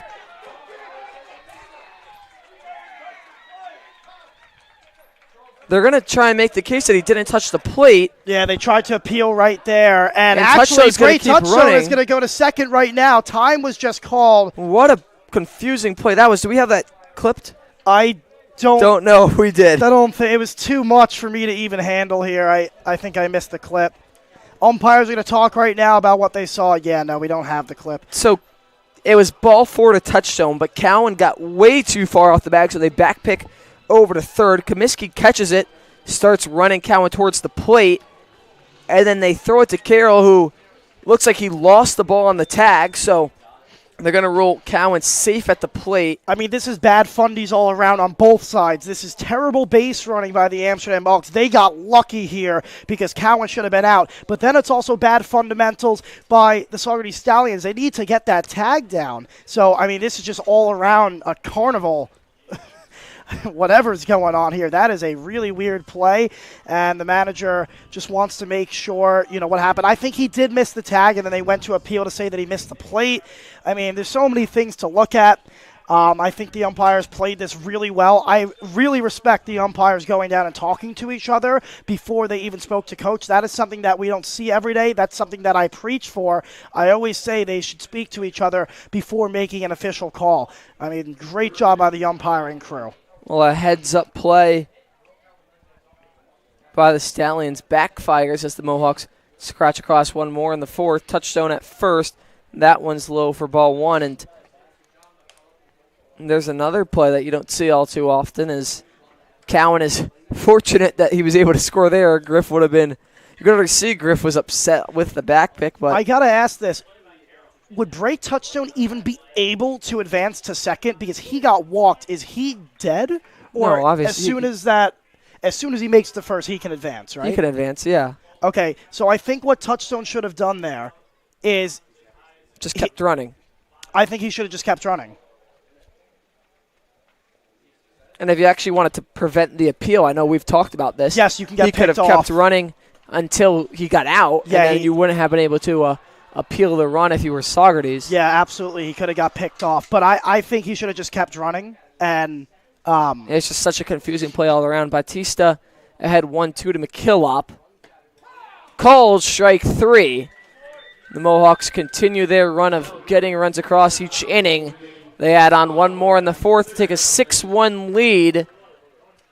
We'll be right back after this commercial break. We'll see who it is coming onto the mound. You're watching on ABN. MCT Federal Credit Union is a member-owned financial cooperative serving all of Montgomery County, providing financial solutions since 1960. Their member experience is driven by innovation, technology, and reliable personalized service. MCT provides a comprehensive array of financial services, low-rate financing, and convenient e-services. To learn more, visit mct-fcu.org. Again, that's mct-fcu.org. The Amsterdam Mohawks like to thank our sponsors, Three Rings Protection and Training Services. Owner Dwayne Potter is a licensed private investigator in the state of New York. He also provides armed and unarmed security officers to various businesses in upstate New York. To contact Dwayne for information, call 518-225-3283. That's 518-225-3283.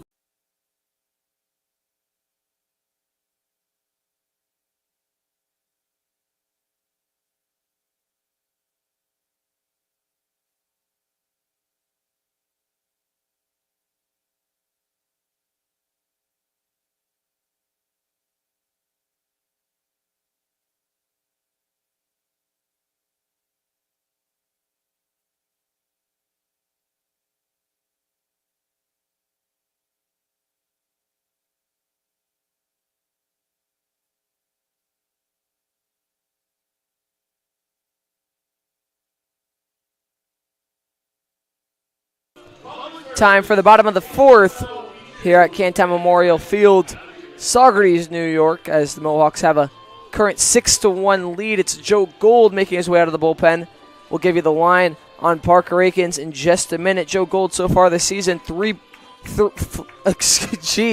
a flat ERA of 3 in 6 innings pitched. He's surrendered 2 earned runs on 5 hits, 5 walks to 10 strikeouts, and now we'll give you that final line presented by the one and only Matt Becker. You know I love my final lines. Well, I pretty much like this one a lot, except for the fact that it's 3 innings, but Akins did his job really well. The only thing that I would have liked to see out of him is probably just another one, but it was not going to be feasible.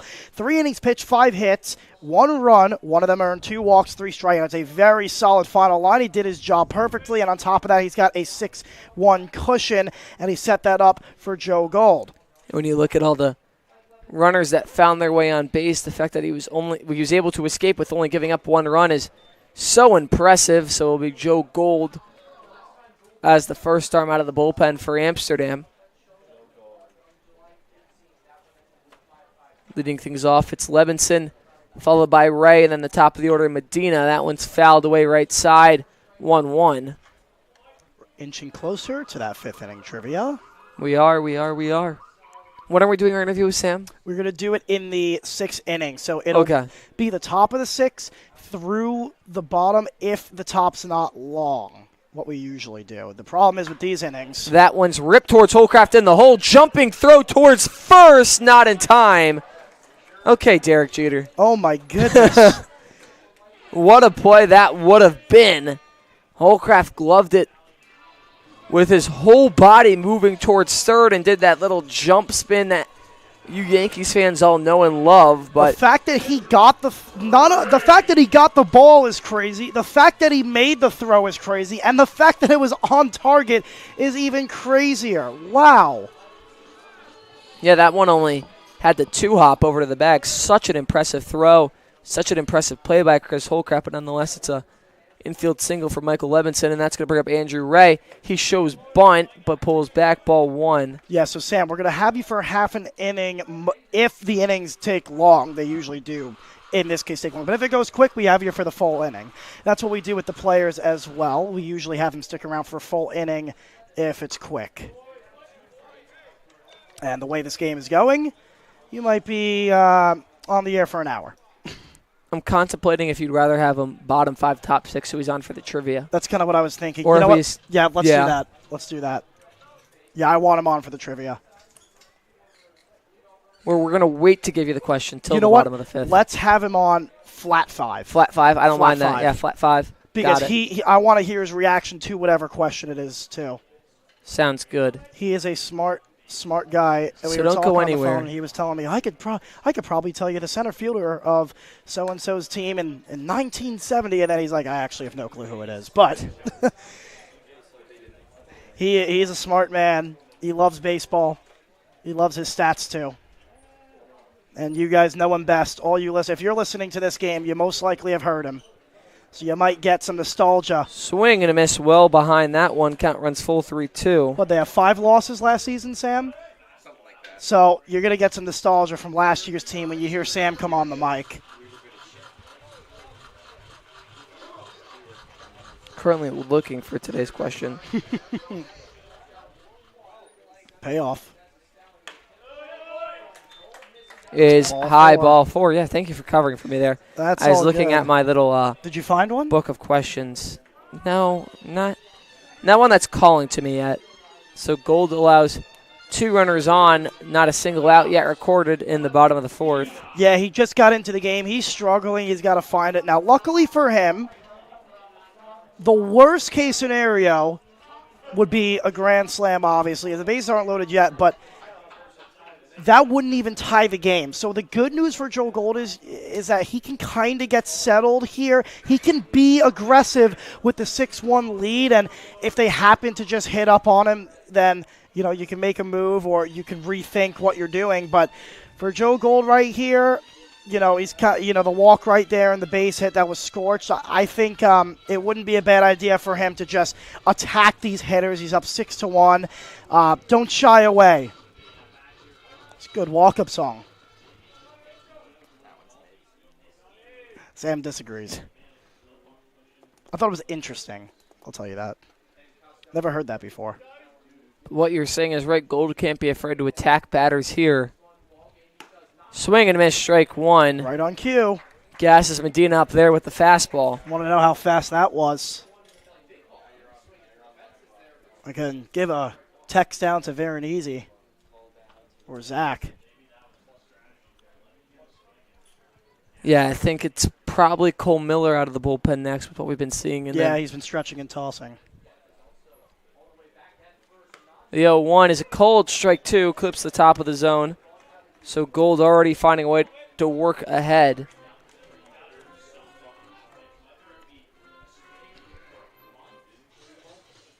I was a little surprised he didn't see any bunt here from Medina early on in the count.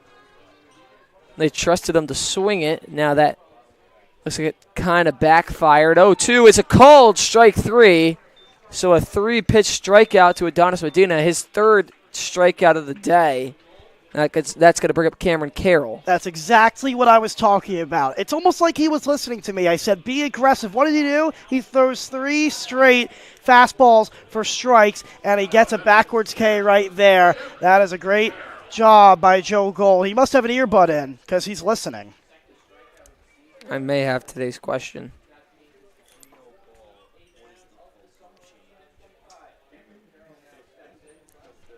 That one hit him. So that one runs inside on Cameron Carroll. Now the bases are loaded for the Stallions in the bottom of the 4th. A little too aggressive. Another bases loaded jam for the Mohawks. It just keeps continuing to happen here.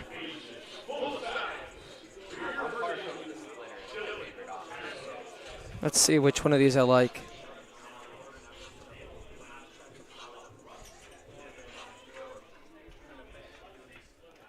So another bases loaded jam for the Mohawks. Logan Sanchez up. He's a power hitter. He's going to look to lift the ball in the air here.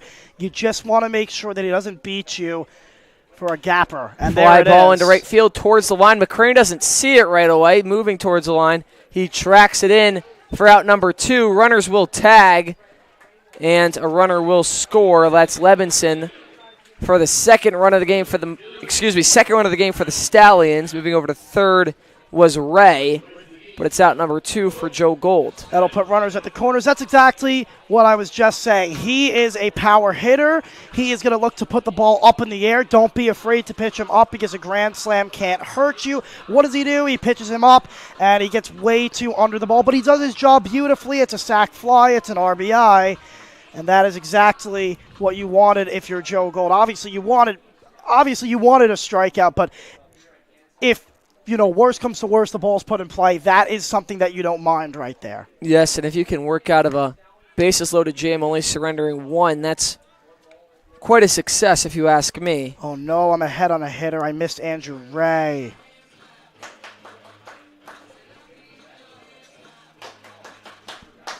One ball, no strikes. Runners at the corners. Called, strike one. Catches the top of the zone of Logan Sanchez. Oh boy. Scorebook is not good right now.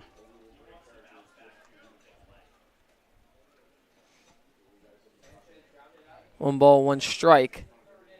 Gold trying to limit the damage here. Skips in ball two. Pardon me. So that was Dylan Passo with the sac fly. I was completely off. I missed Andrew Ray. It's that 10 hitter. It always confuses me. Pesky my 10 hitters. So it's an RBI sack for Passo. Sanchez is at the plate right now. Called called ball three. 3 balls, 1 strike to Sanchez.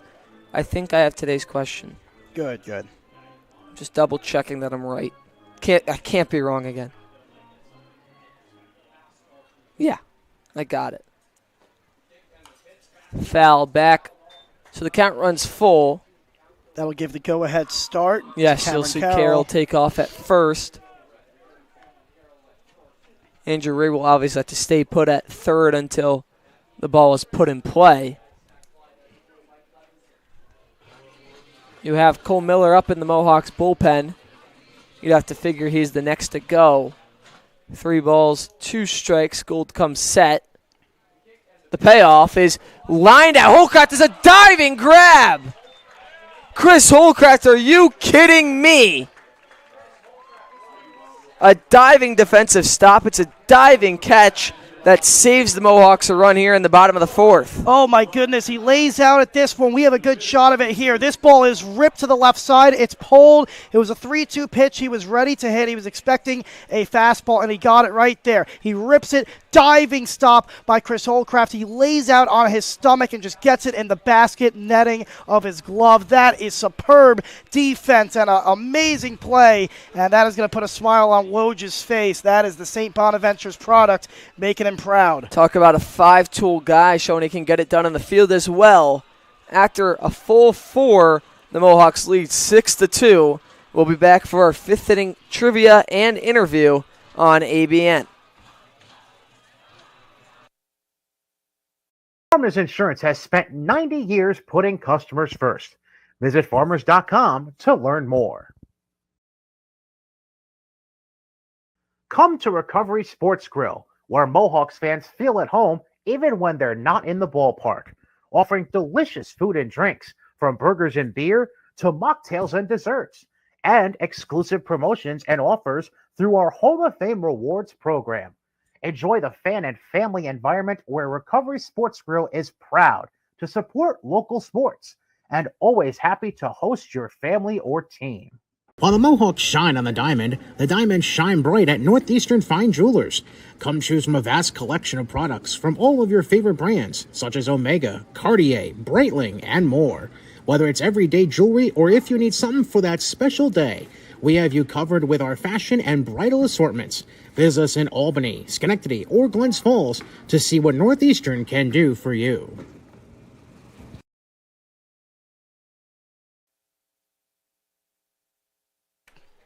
Well, we welcome you back for the 5th. As we promised, we bring Sam into the booth. Former Amsterdam Mohawks broadcaster. Thank you for joining us here tonight.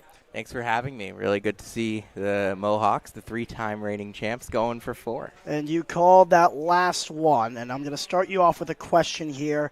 And I don't know if I ever asked you this. I know Whoa, before we get to any questions, trivia. Oh, I forgot it is trivia. Well, that is a question that does need to be asked. This is the first question we had to ask. Well, there have been, I counted, 8 I forgot, walk-off homers by a catcher. 13 instances where a player has struck out 200 or more times in a season. 3 of those instances are by one player. Can you name me who that player is? That's the most 200 strikeout seasons in a career.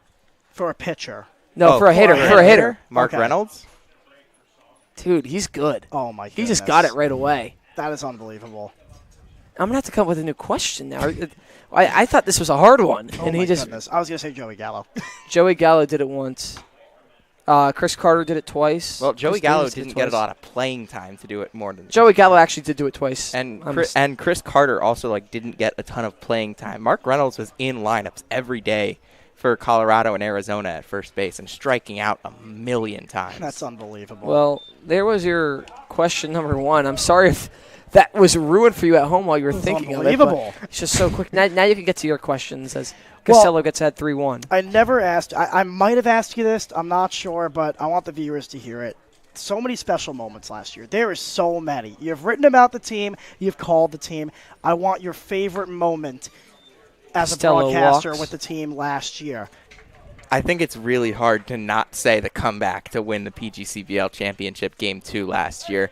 That game felt like a baseball movie. It really did. And I wrote about it in my last piece for the website. It legitimately did feel like a baseball movie because the Mohawks were down 8-0, but the team was so good all year that you never really thought they were going to not win the championship, but you absolutely thought, oh, we're going to have to come back tomorrow, play another game because the rain had come down. I think something happened with Elmira's bus earlier so that it didn't get there in time to make it a doubleheader. And then they start scoring. Evan Hager was unbelievable in that game, just getting the team's energy going. And that kind of kicked everything off. And then the fly ball by Jake Sparks with a couple runners on that ended up driving in the 2 tying runs. That one is lined foul Heads up. into the crowd. Everyone's okay. 0-2 is the count. So that was Jake I have a Sparks' new fly ball? I believe it was. And if you think it's a baseball movie, I mean, Aiden Stern dropping that ball in left field. And then the rain starts coming down. You get a short rain delay. The crowd's into it. Everyone's into it. That was a baseball movie moment. And obviously, a couple days before that, when the Mohawks beat these Stallions, that was another baseball movie moment because it was really difficult in the final moments of that game. It was Andrew Motto at the plate with the runners everywhere, I believe. Manny Santos. Yeah, and you wrote about that. Yeah, and Manny Santos was huge for the Mohawks in the playoffs last year. I'm so glad that he's back with this team because he was one of the hearts of the ball club, and it's great to see him back. Well, I have a new question. All right. Don't say the answer yet. Only one player since 2000 has had a season of 200 hits, above 200 hits, and above 100 walks. Can you name that one player? He's done it twice, actually. I'll give you a hint in that he did it twice during his career. That one gets away. Costello would have advanced to second. He's still in the majors? No, he did. I have He did it I have two an times during his idea. career. I'll tell you. Does he wear number 5? Sam, you act like I know the same amount about baseball as you. I don't know. Did he play for a team that wears red and has won 11 championships? No. Okay, no. it's not Pujols. I was thinking of possibly a bigger guy. I feel like he walked. I'll tell you, Matt. Matt, your hint, since to kind of even you with Sam, he's a trivia legend here for the Amsterdam Mohawks broadcast. Okay, that's not going to help me. There's a lot of trivia legends. That's the problem. Full count to Brett Rao. Batista comes set. The pitch is fouled off the leg of Rao. There's a good So we'll at-bat do it from again. Rao. Sorry to cut you off. Really good at-bat from Rao. I want to ask you this, Sam. Favorite road trip while you were here? What is your favorite away park? This one. This one. This one. Most competitive games. I mean, we only went here, Oneonta, and Glens Falls last year. We didn't go to Utica. We didn't go to Boonville. We didn't go to Watertown. Watertown, we were scheduled to go to, but the game got rained out. No, it does rain in Watertown. That's what we were asking a while ago. Rao Why? walks, Because it's ball Watertown. four. Ha ha ha ha ha. But They're this not in the this is division the best. anymore. This was our best. Really. Yeah, I don't even know where they are. I don't even know. I think they disbanded. Mohawks killed them last game, 15-2. Was Mafia staple as well while you were here last year? Or is that new this year for the bus rides back? Nods his head. Sam nods his head. That's It's a universal thing. That's what makes it so special. That one's grounded towards the right side. It's through for a base hit. Rounding third is going to be Costello. He's going to score, and it's another run for the Mohawks. In the top of the fifth, tack on one more, a 7-2 lead, and a 2-hit night for Brandon McCrane. Sam, what did you like on that play? I mean, I wasn't prepared for that question, but it's just a good piece of hitting and some good base running to score on that. The Mohawks are playing some really good ball tonight.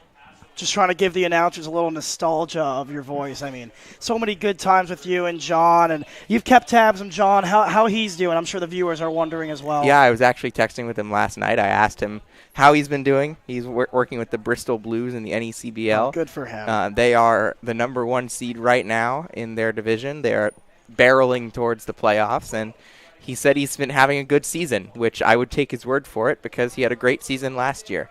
That's awesome. I have a friend that works for the Mountaineers in Vermont. The NECBL is such a great league. They don't have the Mohawks, but it's a great league. They don't have the Mohawks, but I think the Mohawks could compete in any league. Oh, no, of course. The Mohawks. Who's better than the Mohawks? I don't know. 1 ball, 1 strike to At the Young. moment, nobody. They are on top of the PGCBL in total. So I'm trying to think. Who could be... Is this Joey Gallo? No. No. 200 hits and 100 walks. 200 hits? I forgot. I forgot the word. I don't know if hits Joey in there. Gallo had 200 hits in his career. No, I don't think he did. No, he did. He definitely did. He's got a lot of homers. 200 hits, all of them were home runs. All of them are home runs. The other 800 at-bats resulted in strikeouts. 800. If you get 800 at-bats in a season. Joey Gallo was our first trivia answer. I know, that's why I was thinking he's a legend. If you have 800 at-bats in a season, then your offense is ridiculously good. And check swing, he went, Yes, strike he did. 2. Good call. He went around. 200 hits and 100 walks. I don't know who it could possibly be. 2 balls, 2 strikes, 2 runners on. Rao leads off second. McCrane at first, Young in the box. And you said he's not still active. Not still so active. it's not Mike Trout. Not Mike Trout. Miguel that Cabrera? One spiked ball 3. No, not Miggy. I thought it would be Miggy as well. I don't know if he got to the 100 walks. You got to think underrated. Absurdly underrated. Ooh. I was about to say Ichiro, but that's no, would not get to 100 walks. That's not underrated. So. Ooh. I feel like I know where you're going with this. But 3-2's popped up left side into foul territory. It's caught by Comiskey for out number 2. Nice play by Comiskey, able to dart in there. Oh, Joey Votto. Not Joey Votto. Wow, that's a good guess. I like Really? that's a very good shout though. I really Is that like relatively close? It's Todd Frazier. Hey, did you know that Todd Frazier won the Little League World Series? I've heard that many times, if you're wondering. Joey Gallo if he had 0 of the Joey Gallo personality. So it's not Joey Gallo. So it's not Joey Gallo. That doesn't help me. Not Ryan Braun. 1 out. The pitch to Cowan is in for strike 1. The Mohawks have just done such a good job of producing runs here tonight. And I know you've been watching along with us here tonight, Sam. What do you kind of credit to that success to? I mean, they're working counts, but they're being aggressive as well, and I think that's the staple of this organization. They're always willing to take their walks, but they know how to pick their spots. And I think they kind of got a little lucky with the batted balls in the first inning. I mean, those were not well hit, but they're well placed, and to get through that inning scoring that run and then to add a couple more, they were really hitting it hard in the second. I completely agree with you. I want to ask you, do you see, obviously there's different players, but just the culture and the overall brand of the Mohawks, do you see a difference from last year's team into what you've seen tonight? I know it's such a small sample size, but just, the at-bats, the pitching, the energy, do you see any similarities? I think the overall idea is going to be the same with any Keith Griffin ball club. He's always done this. He's won 1 million championships. And I honestly think that might be underselling him. I think he might have won 1,000,007 championships. But he's just a winner wherever he goes. The staff is full of guys that win baseball games. The team is full of guys from winning baseball programs. That's another key here, and it's something I talk about in college basketball all the time, is that guys that win. Like, they don't win because of where they are. They win because they're winners. And the Mohawks have a lot of winners. Cowan walks, and that will load the bases with 1 out to Luke Filippi. I like that point. And, that's something that Brian Spagnuolo spoke on when we interviewed him is teams like to send their players here because winning is important. And when winning is important, that's what brings out the most competitive nature in some of these guys, and that's what brings out the best players in some of these guys. And it's not just an ordinary summer ball team. We're not here to have fun. We're not just here for developmental purposes. Obviously, that's a huge part of it, getting these players to learn even more about the game and get even more prepared. But the main purpose here in Amsterdam is to win championships. And Jason Giambi. No, not Jason Giambi. You know what, Harry, you're right. And it's the little things. This is something you don't see in college. Keith Griffin has done this so much over the last month, where he calls everybody over on the base paths to have a little chat. He goes over situational stuff. Those are the things that you take with you forever. It's the super small things. It really is. That Keith Griffin does. And then it's the really big things. You sent me that video of him getting tossed. Well, did I tell you what happened with the lineup card, where he waited for a guy to reach base for him to say, hey, by the way, he's not on the lineup card. That's an automatic out. He already had an at-bat and he struck out. It's unreal. Just everyone else is playing checkers, and it feels like he's playing chess sometimes. He really is. Filippi late on that one. Elevated fastball gets in there for strike one. I feel like I'm going to need another hint. I'm usually. He did it pre-2010. Pre-2010. AL or NL? NL. Okay, NL. This can't be David Wright. No, it won't be. No, not David Wright. Can't be. That one just misses above the zone. 1 ball, 1 strike. We'll be passing play-by-play over to the wonderful Matt Becker after this half inning. I don't think Jimmy Rollins got enough walks. No, not Jimmy Rollins. Is it Chase Utley? Not Please tell me Chase it's Utley. not. Okay, good. Filippi, they'll check and they'll say he went. 1 ball, 2 strikes. Yeah, I think he went. Tell me why, ever since you said underrated, my brain has gone to Sean Green. Not Sean But Green. it's not Sean Green. Like, I know not it's that underrated. I know it's not Sean Green. I feel like I'm dumb for not knowing this. 1 ball, 2 like, strikes. Filippi, did he hold up there? Yes. Not gonna appeal?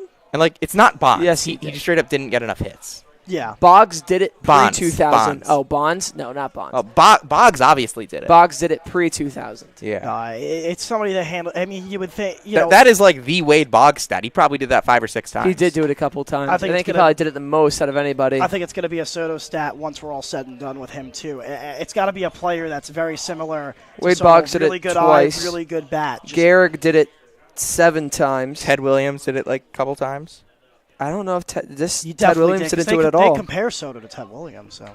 That one's chopped into the Mohawks dugout. I mean, I know he walked 147 times to 27 strikeouts in his 406 season. It's just, did he get 200 hits that year? This has to be a batting champion, too. I usually like to search up stuff to give hints. 3 balls, 2 strikes, bases loaded for the Mohawks. The payoff pitch. Called strike 3. Adrian Gonzalez. Not Adrian Gonzalez. Red Sox legend. That's a really good Adrian guess. Gonzalez. NL. Well, he played with the played Padres. yes. And the Marlins. So Filippi strikes out looking for out number 2, and obviously the offense has just been so productive here tonight, but a chance for Chris Holcraft to just bring that to the next level, and a good base hit right here could, not only give them such a comfortable lead, but move you closer to that, we're not Todd going to say Helton. it. Todd Helton. That's definitely it. Come on, that was the answer, Matt. The trivia legend. You think I was going to remember that? All roads lead to Todd Helton I should have had that on this because show. of course. I should They have always had, and I'm a do. Todd Helton guy. Todd Helton did it twice. That's a stat I should know. I was like a huge Todd Helton Hall of Fame guy. He did it in 2000, recorded 216 hits and 103 walks.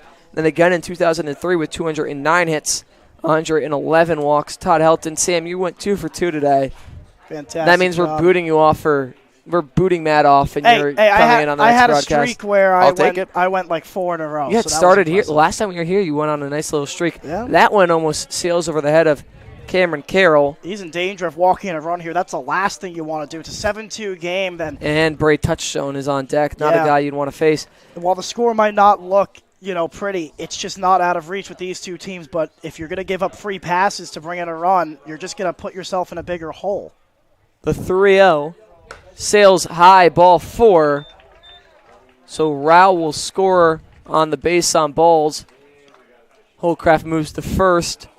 Cowan to second. And McCrane over to third. It's going to be a pitching change for the Stallions. We'll just keep it right here. That's the second walk to bring in a run today, and that just can't happen in games like this. I know, Sam, you can attest. It's the little things in the PGCBL that seem to add up, and it seems like that in all of baseball, but especially in the PGCBL where there's a lot of errors, but there's not much margin for error. It's stuff like that just comes around to bite you. The thing you notice in college baseball when you're watching it versus the MLB, and then it gets even more of a bigger deal at lower levels in high school and youth ball. And Harry, I'm sure you understand this, that throwing strikes, there's an inverse correlation between how many strikes are thrown by good pitchers, like how many pitchers are thrown in the strike zone by good pitchers, and how high of a level the baseball is.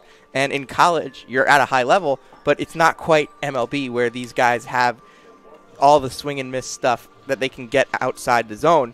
These guys, you got to throw pitches in the strike zone. And in college baseball, if you're not throwing pitches in the strike zone, you're going to walk guys, because there are so many guys in college baseball that are just comfortable sitting there and taking their walks. And it really has been something for the Mohawks. I think Luke Filippi has the all-time walk record for the Mohawks for a this single year. season. And he broke it 2 weeks ago. Mm-hmm. Yep. And I remember calling you about that. You were completely flabbergasted at that comment, because let's see what I'll tell you what he's at right now. you don't expect that. 40-something at this point. Dan Galliff is going to pitch. He has 1 appearance, no ERA. So He fresh is at for him. 40 on the dot. Yeah, that's crazy. The next closest Mohawk is Chris Oldcraft at 29. Well, he just got number 30 right there. 2 innings pitched for Dan Galliff. No. Wait, that was no Dan ERA. Galliff? Wasn't that Batista? This is Dan Galliff.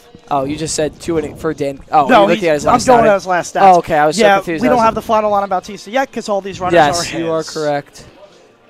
All of these runners are his, so we wait for that. Action in the Mohawks bullpen as well. Let me re-white balance now. So now Bray Touchstone. Well, I'll tell you that mythical grand slam right here would actually give the Mohawks a 10-run lead, and they just have to shut out Saugerties for the 5th, 6th, and 7th to grab a mercy. It'd be a statement win. Obviously, those are a couple of big ifs. They're doing a lot of stuff right now. They just need to keep that up, and it all starts with Bray Touchstone, who's been on a tear for the entire season. We were wondering if he was going to slow down when he got hot for a week. It was like the second week. We said, oh, how long will this last? Well, it hasn't ended. First pitch misses outside, ball 1. That's the cool thing about the PGCBL. You never know who is going to shine. And one little stretch where somebody gets player of the week could turn into the complete league MVP. Yeah, I mean, last year we had a little high school senior coming in. Swing and a miss, back pick towards first, and they got him. What a play by Cameron Carroll. Just heads up baseball by the Stallions to work out of the bases loaded jam. Keith Griffin's not going to be happy with that, and I don't blame him. That is really bad base running, and that is not what you want to do in that situation. I know you're new to this broadcast, Sam, but one thing I always love to say, and it's in honor of Keith Hernandez, that is bad fundies right there. Those are the things that can't happen, and we just spoke about. There's so much margin for you. Talk about throwing strikes and how that's so important. Well, you know what else is important, Sam? Running the base path, and that cannot happen, ever. It just can't, and I'll let you take us to break, Matt. It's going to be Harry. Do you want to go to break? You want to stay here? It's up to you. I mean, we could. We can stay stay. here. Let's stay here. Okay. I'll finish what I was saying. Last year, we had 2 high schoolers, just graduated high school. They came in undersized pitchers, and both committed to the same school. I think you know who I'm talking about here. Parker Akins and Manny Santos. Yeah, Parker Akins and Manny Santos. And nobody really thought, okay, here are these little undersized high school seniors. They'll be some important arms for the Mohawks. I don't think anyone realized just how important they were going to be for the Mohawks. Before the season, you can look at the Mohawks roster. You can look at where the kids go to college, what numbers they put up in college, and you still won't know who's going to be the Mohawks' best player. Now, Kate Ladahoff last year, America East Rookie of the Year. All-time record for, I think it was hits by an NJIT player. It was predictable to see him being great. But there are tons of guys for the Mohawks that you look at every year that maybe don't have as great of a college season and are really important in the PGCBL. And then there can be players that are really, really good in the college season, and then a change of scenery doesn't do them great. You're absolutely right. You never know what's going to happen. You're absolutely right. Bray touchdown goes to Gulf Coast Community. It's not Gulf Coast Community, sorry, but Gulf Coast State. You know, it's not the most well-known program, and you know the Amsterdam Mohawks have players out of Bama, Kentucky, and Auburn, and they're performing well. But you wouldn't expect this out of Bray touchdown. Yeah, I mean the Mohawks had Drew Nelson last year from Auburn, who was dominant. The Mohawks also had Mason Veronese from Division III Springfield College, who had a couple rough games, but had, I think, 11 straight scoreless innings at one point last year. And he is fantastic this year. He's been leading the setup team guy. in ERA. .64. Oh, wow. He's only given up one earned run in 14 innings pitched. Goes to Coastal Alabama. North Alabama. Yes, there's two. Is there a coastal part of Alabama? Yes, there is. Yes, there is. I should. Geez, Mobile. I'm so bad at geography. Brandon Come on, man. Fish leading things off here. Yes, there is. That was a ball, right? Yes, it was. I'll tell you. Never been to Mobile. And A couple of my friends have. He is now the setup guy, and also let's say Duval. You know, I don't know if you know Derek Duval. No, you definitely don't. He's brand new, but. You know, our closer, Derek Duval, if he can't go, it's going to be very easy. And he's just been so dynamite. Tristan Hunter, another name, he just left us last night, but he was also fantastic. And he was kind of that setup guy. That's ripped to the right side. Diving stop by Young, but it squirts through him. That's a base hit. And Brandon Fish is aboard with nobody out. Brandon Fish, the only guy in this lineup for the Stallions that was here last year. That's crazy because he hasn't been here all season. Yeah, he came in the middle of the year last year, too. That's interesting. So, well, here is Jamie they're going to Z, make the pitching change. and here is the pitching change. Actually, sorry. Again, I'm off. This is my fault. This is Brandon Fish. My apologies. And the reason is, Sam, you're going to learn very quickly with me. I don't like 10-man lineups because I skipped over the 10th guy here, and this all happened. So. Not ideal. L6 here. This guy's at bat. That was Casey Kumiski getting on. Here is Brandon Fish, and here is the pitching change for the Amsterdam Mohawks. It's going to be Sam let me take a look. I think it's Sam Felice. We didn't even know that he was up and ready. Yeah, we thought it was pen. going to be Cole Miller. It's going to be Sam Felice. So we'll step aside very quickly on ABN.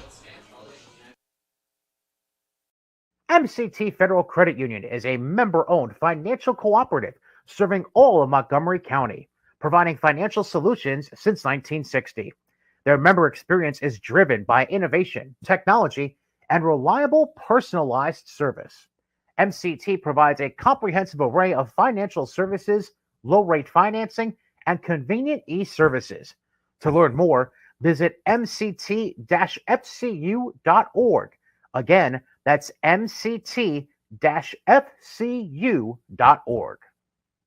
The Amsterdam Mohawks like to thank our sponsors, Three Rings Protection and Training Services. Owner Dwayne Potter is a licensed private investigator in the state of New York. He also provides armed and unarmed security officers to various businesses in upstate New York. To contact Dwayne for information, call 518-225-3283. That's 518-225-3283.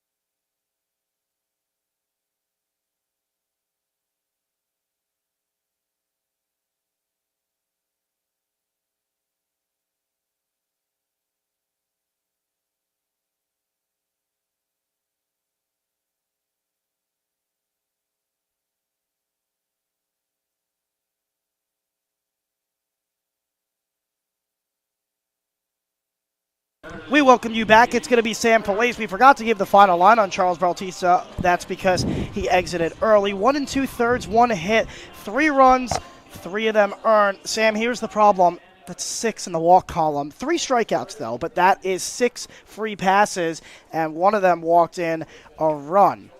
So here is Sam Felice. Harry will give us more on Sam Felice. Oh, yes, I will. In 9 innings, pitched just a 12 ERA so far this season, but he's looked really good as of late. He's given up. Well, that was bad timing. He's given up 12. Excuse me, now I'm all over the place. 12 earned runs on 7 hits, 16 walks, 11 strikeouts, a 241 batting average against. But as we just said, in his last couple of outings, he's been really good out of the bullpen for the Mohawks, and he'll look to continue that streak here tonight. Here is Brandon Fish. My apologies on the mistake before. And, yes, that is Matt, what kind of paper are you printing on?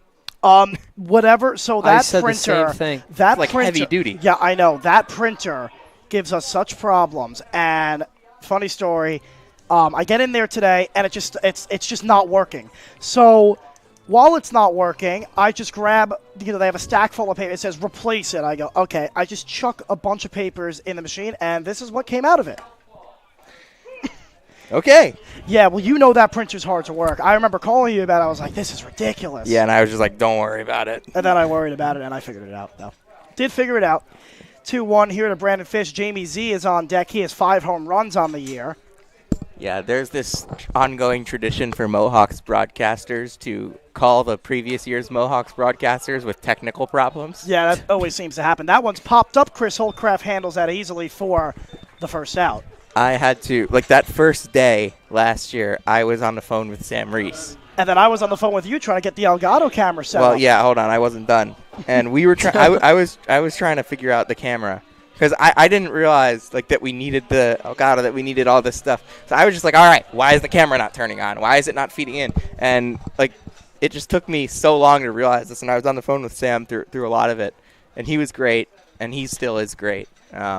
But yeah, it took me a while to figure stuff out. Here is Jamie Z. First pitch is high. Well, the funny thing for us is we had the start of the plug-in, the main power source, and we found this like grid full of adapters, and I just found the right port. It was weird. It was a weird day, and thankful that you were able to answer the phone. Well, whoever it is next year. Oh, yeah, geez, I forgot about that there. We'll have Matt Becker screaming on them over the phone about. Oh, I do not envy them. No, they'll love me because I'm high energy. So the good Come on, you're talking yourself up. Well, the good news for them, swing and a miss right there, is that I won't give up until it works. Oh no, That is true. you figured stuff At some out point, that I I'll didn't just be like, I'm going to figure come down to Amsterdam and we're going to figure this out I'll together. take the 3 hour I do or- have to say the work that you guys have done with the broadcast this year, it's a better broadcast than what we did.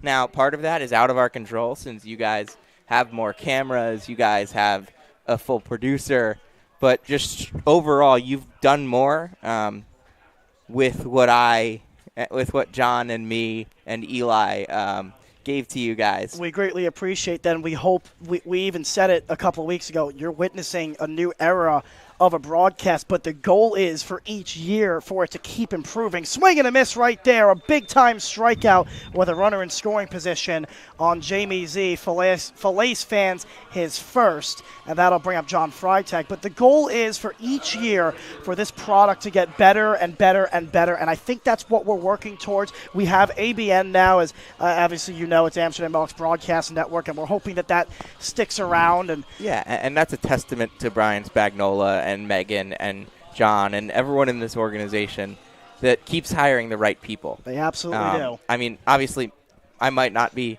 the greatest in the world, but I think that we had a successful season last year. John was tremendous. You guys have done a great job.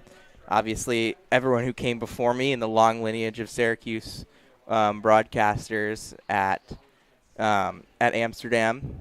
The fact that they found Harry is unbelievable. He is, so talented. This is a diamond in the rough right there. Unbelievable scouting. Not just by the fact they're willing to go to Penn State is absurd. I can't even believe that. Not just by Syracuse, but by the Mohawks to to do some scouting here, and obviously Penn State. Yeah, people were shocked. Just a couple hours down the road. People were shocked when Penn State came into the conversation, but the truth is Dylan Price originally was supposed to be here. He was my boss, one of my great friends at Com Radio and just in life, and he was with the Mohawks, and going 2 months before, he got a call from guess where? The Rail Riders. Yes, the Yankees affiliate, and they wanted him, and he couldn't pass it up. And the Mohawks were very understanding, and they ended up that was last year. No, that wasn't last year. That was 2 years ago, and that was Ian Nicholas's year, and that that's why. Been 3 years ago. Oh, that I don't remember which year it was then. Actually, I might be wrong. 22 was Ian, 23 was Sam, and last year was me. Oh, and John. then it must have been Sam, and Sam was alone, right? Well,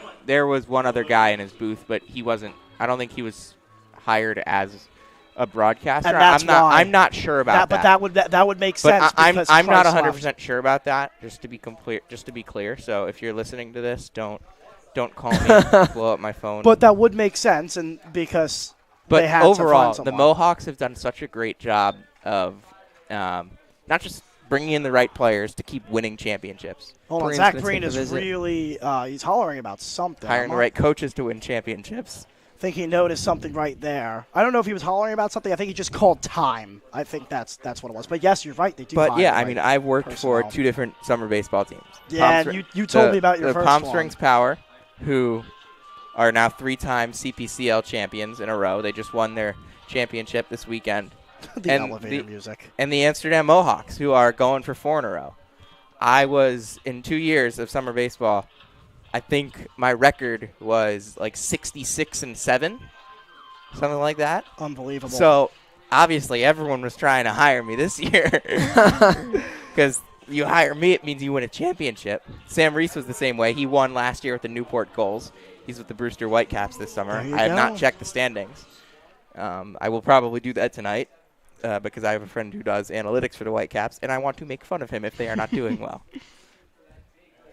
I'll tell you, though, I mean, I was speaking to John and them, and they want to keep the Syracuse pipeline, obviously, but I might have opened up the doors for a potential Penn State one, and those are 2 fantastic programs. And the fact that each year, this league in general, the Stallions and Mohawks, they hire some of the great broadcasters that are going to go on to call games on Fox and TNT. And, I mean, this is kind of the starting spot, and both of these 2 programs have done a great job with players, coaches, and broadcasters. I mean, it's just all around. I just have to mention, like, last year watching Ethan Conrad play for the Stallions, like, it was so clear just how different he was. And now he's a first-round pick, and I'm like, oh, yep, that makes sense. And no disrespect to the other teams in the league, as that's ball 4. That'll load the bases for yet another time today. No disrespect to, the Oneonta Outlaws and all those teams, but, I mean, when the Mohawks take on the Stallions, it is a different game than any other game in the rest of the season. There's no level of competition, and the Oneonta Outlaws just beat the Amsterdam Mohawks, but there it felt like they were kind of shooting themselves in the foot, and they got themselves into trouble, and they couldn't score. But when they play these Stallions, these are 2 of the best ran teams in the entire league, and that's why they get the good players. Yeah, and again, it's nothing against the rest of the league, but like when somebody that's not the Stallions beats the Mohawks, it feels like an upset. It really does, and that's exactly what we said. When Oneonta came in and they beat us 3-2, we said there's no upsets, but these players, they play in college. And I'll tell you, this entire ballpark, the coaches and fans in the city, is going to take this as an upset. Well, you could see it. I mean, they were dumping water on each other. They were all fired up for that one. They spiked the glove, as he should. The winning pitcher spiked the glove. The glove after winning a regular season summer game. He was fired up. Okay. Bases, he got out of a jam. I can't say I wouldn't do that. So. Here's the 0-2. Big pitch here with the bases loaded, and it's up high. Just missed, good spot from Sam Falaise. Here's Andrew Ray. Hell, I would do that if I threw a single strike in one of these games. Honestly, I agree. How was your first pitch last year? Did you guys do that? Mine was the best of the group. Okay. I will say that. That was one of the first things you told me. To be fair, I was a high school catcher for my freshman year only. That one's grounded to the left side and foul. And I actually quit the team before any games because it was COVID. We had one scrimmage, and I played 1 inning of left field. That was the extent of my high school baseball career. Aside from calling games, which I did do at my high school, and being a manager my junior year. So my high school baseball career was a little longer than just the 1 inning of left field. I love that. But I was a catcher. I was the third string catcher of the COVID team. 1-2 is low, now 2-2. It's a good at-bat here. Yeah, by I'm really Andrew looking Ray. forward to it. I've been prepping. I've been in the lab. You're throwing? Yes. He told me he's been prepping, and I would be The arm care starts now. This is a whole week-long project. Yeah, I know I'm mean, capable of throwing it at least the distance. the strike is what matters. Don't worry about velocity. That one's high, and now the merry-go-round will be in motion. Sam Felice unhappy with himself. This could cause a lot of chaos right here. He doesn't want to walk in a run, but with everybody running, a base hit could score 2, possibly even 3, depending on how slow it's hit. And a really big pitch here for the local Sam Felice. This is a big deep breath moment. You've known Sam Felice since last year. I didn't pitch. Exactly. Here's a 3-2, and he struck him out! Sam Felice with a huge strikeout on Andrew Ray to retire the bases-loaded jam. How about that? What a moment for Sam Felice. He kind of put himself in a little bit of trouble, but the fact that he's able to come out, finish the job after that, keep this game at like 2 or 3 arms lengths as we go into the 6th inning. God, we've only played 5 innings of baseball here. We've still got a whole lot of innings to cover here. This Mohawks pitching staff is going to be tested today. It's a 6-run game, but they're going to have to use a bunch of arms to get through this because, man, this is going to be – I mean, we've been here for 2.5 hours. Beautiful job. That's been a reoccurring theme this year of long games, especially in Saugerties. That is the 3rd time this game that the Stallions had the bases loaded with 2 outs, and they failed to score. And that will retire the side. Well, Sam, we thank you so much for joining us. You are absolutely amazing. We hope the viewers got some nostalgia hearing your voice, and we're happy to bring you back on the. I don't want to feel old. We hope that they enjoyed you. We enjoyed you so much. Thank you for even making the trip, and we hope you have a really good one and a rest of your summer going into your junior year, just like me at Syracuse. It's going to be fun. Oh, go Mohawks. Go Mohawks is right. We'll step aside. MCT Federal Credit Union is a member-owned financial cooperative serving all of Montgomery County, providing financial solutions since 1960. Their member experience is driven by innovation, technology, and reliable. Okay, we will not step aside, actually. Quick little break. Sorry you didn't get your money's worth of the ad right there. Don't go anywhere. Yeah, really. It's going to be Bray Touchstone leading things off. Let's see what Bray Touchstone can do. We're here in the top of the 6th. 8-2. And keep in mind the Mohawks are 4 runs away from forcing that mercy. Now that'll come at the start of the 7th inning. That is when it's eligible. But Sam once reminded again, me we're so far away. we are far away. We really are. So here is Bray Touchstone. He is 1 for 1 with an RBI double. He has 2 walks, one of them being a hit by pitch. Jeez, these games, I love baseball as much as the next guy, but yeah, these games, we were fortunate with the last game. Yesterday got late on us so fast we were out of the ballpark before 10 o'clock. We had a good streak of quick games. Yeah, that really doesn't happen. And the Oneonta one was quick, too. That allowed me to drive home back to Long Island safely without being home at 3 in the morning. I actually got back at 1:20 a.m., so pretty good there. Bray Touchstone just been so good. Oh, yes. I keep forgetting as we switch innings. I apologize. No, you're I'm keeping good. track of It's balls so hard and to strikes. remind. We miss you, Nick. That ball is scorched foul, and all the kids are going to chase after that. Wow, that was batted down by a fan with their foot. They kind of did a soccer move right there. They just kind of trapped it. That was really, really talented. It's all about the first touch. It is. Is that in reaction? Oh, Oh, jeez. no. Oh, jeez. Tie game? 8-4 Blue Jays. Oh, God. That ball is ripped to the right side. Levinson is there. Fields it cleanly, tosses to first, and that's the first down of the inning. So Touchstone is retired, and that'll bring up John McKillop. He's 0 for 2. Did I hear that right? Is that the first time they retired the leadoff runner? Wow. Wow. That is crazy. And of all guys, it's Bray Touchstone who is the hardest out in this Mohawks lineup. Yep.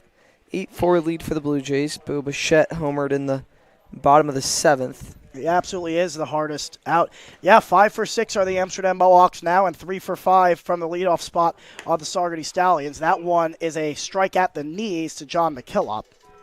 And the Taco Bell Bell agrees with that one. I love the sound effects here. We're not next to the sound guy. We used to be. We usually are, so I haven't been able to compliment him as much. We are next to the scorekeeper, though.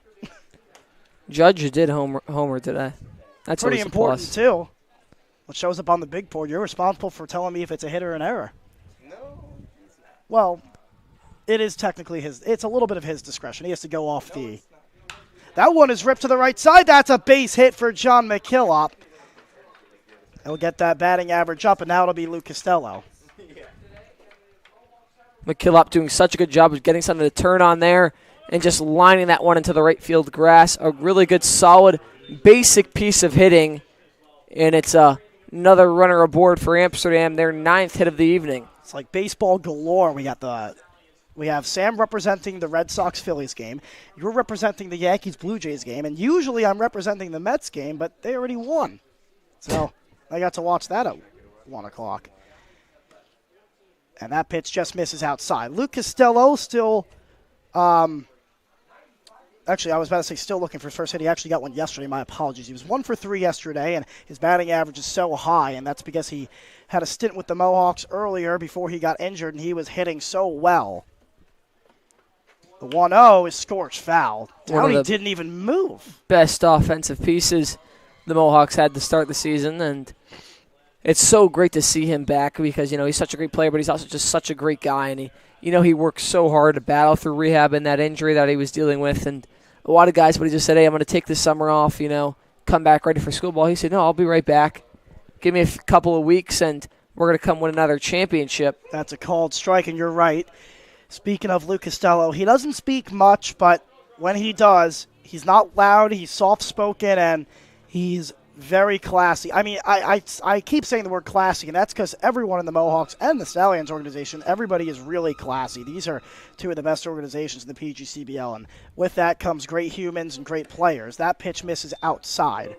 Chances are, and it's not always that you have a great player that's also a great human, and we're fortunate that the entire roster of the Amsterdam Mohawks, they're just great people, and I think the same can be said about the Stallions. Here's the 2-2 with a runner at first and John McKillop. And that one just misses. Really good take from Luke Costello. Yes, really good spit right there. You like Galef going outside and low, trying to get Costello to chase, and he just kind of watches that one all the way in and realizes, I don't really like it. Rowell is on deck. Here's the payoff pitch from Dan Galef.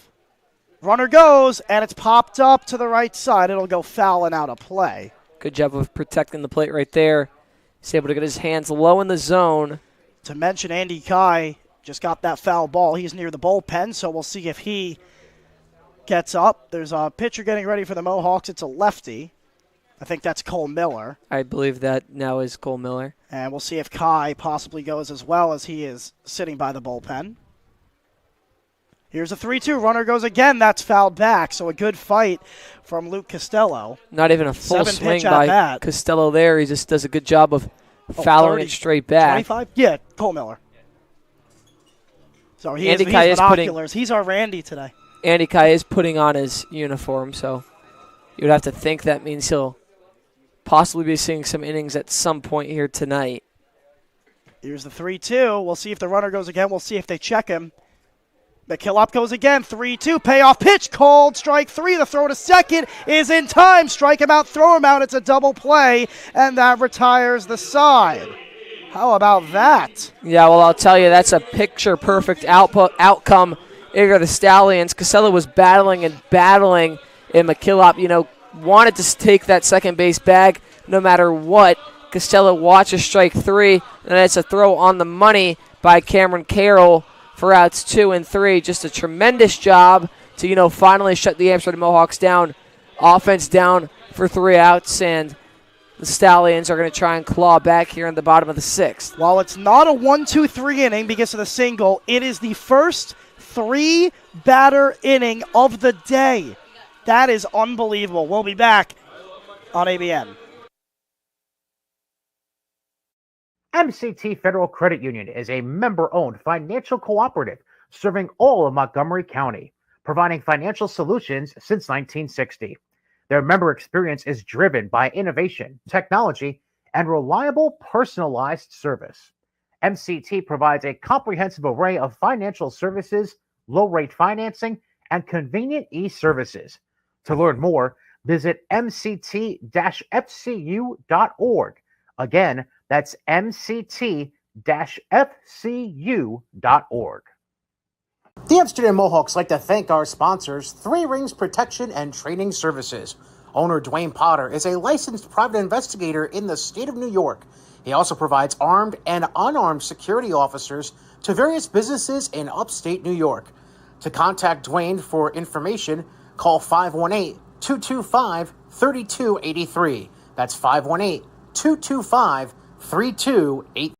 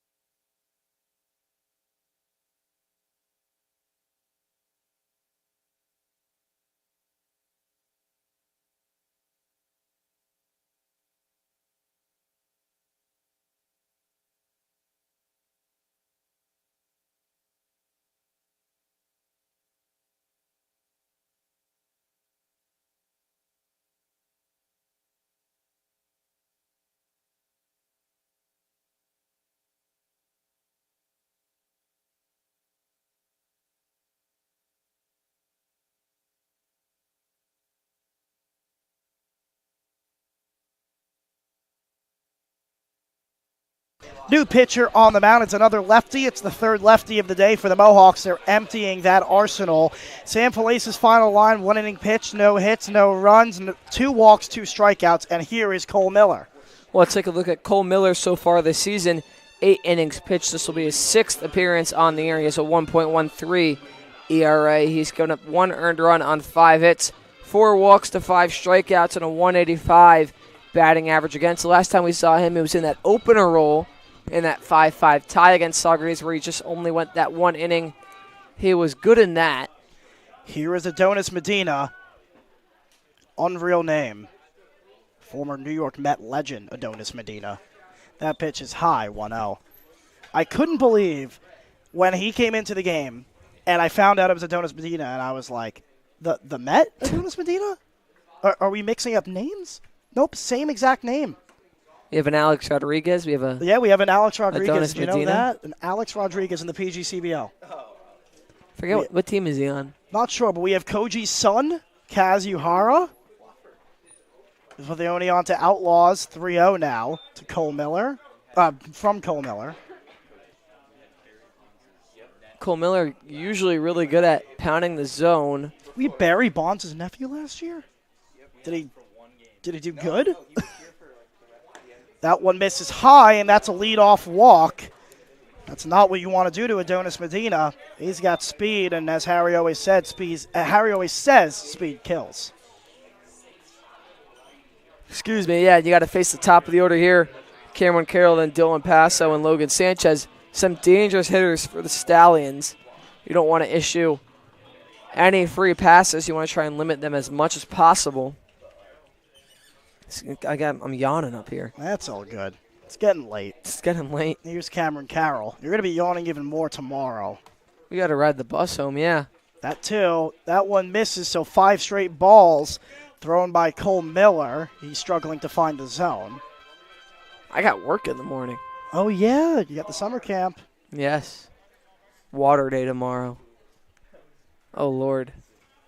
Here's the 1-0 to Cameron Carroll. And there's the first strike from Cole Miller. Mohawks have used 4 pitchers tonight. 3 of them have been lefties. The one outlier is Joe Gold. Oh, yes. The 1-1, that one's ripped foul. That'll carry Good him. piece by Carroll right there. Just inside out motion, and he fouls that one off to the right side. Miller will need to stay ahead here. Paso was on deck. Carroll is 1 for 1, hit by a pitch and a walk, and also a single. Runner at first in Medina. He has speed. Here's the 1-2, and it's outside. Got to just attack the zone right here. If you're Cole Miller, you got to trust your stuff. We know how good he is with all of his pitches. He has such a deep arsenal. I did it for you. Thank you. 2-2, and he struck him out looking. Cameron Carroll goes down looking, not swinging. I was about to say swinging. Clearly window shopping right there, and now it's Dylan Paso. Window shopping is right. Just such a good pitch by Cole Miller, challenging him over the plate, but not exactly a pitch that you want to swing at if you're Cameron Carroll. Here's Paso, 1 for 2 today. He has a sac fly, so he has an RBI as well. That came in the 4th inning.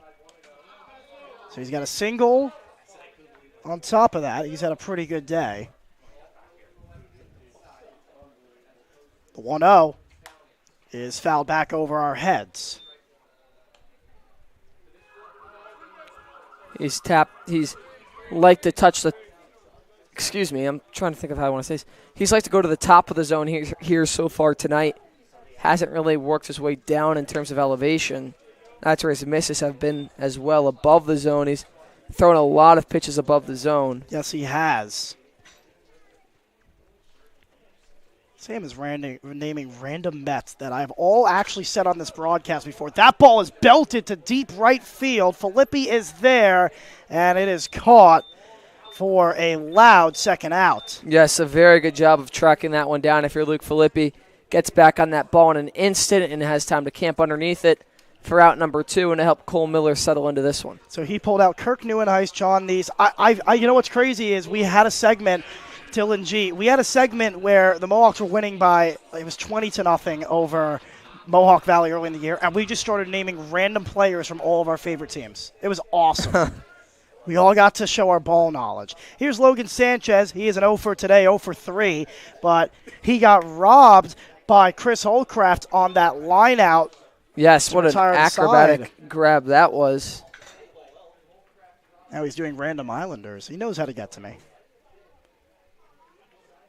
The 0-1 with 2 outs.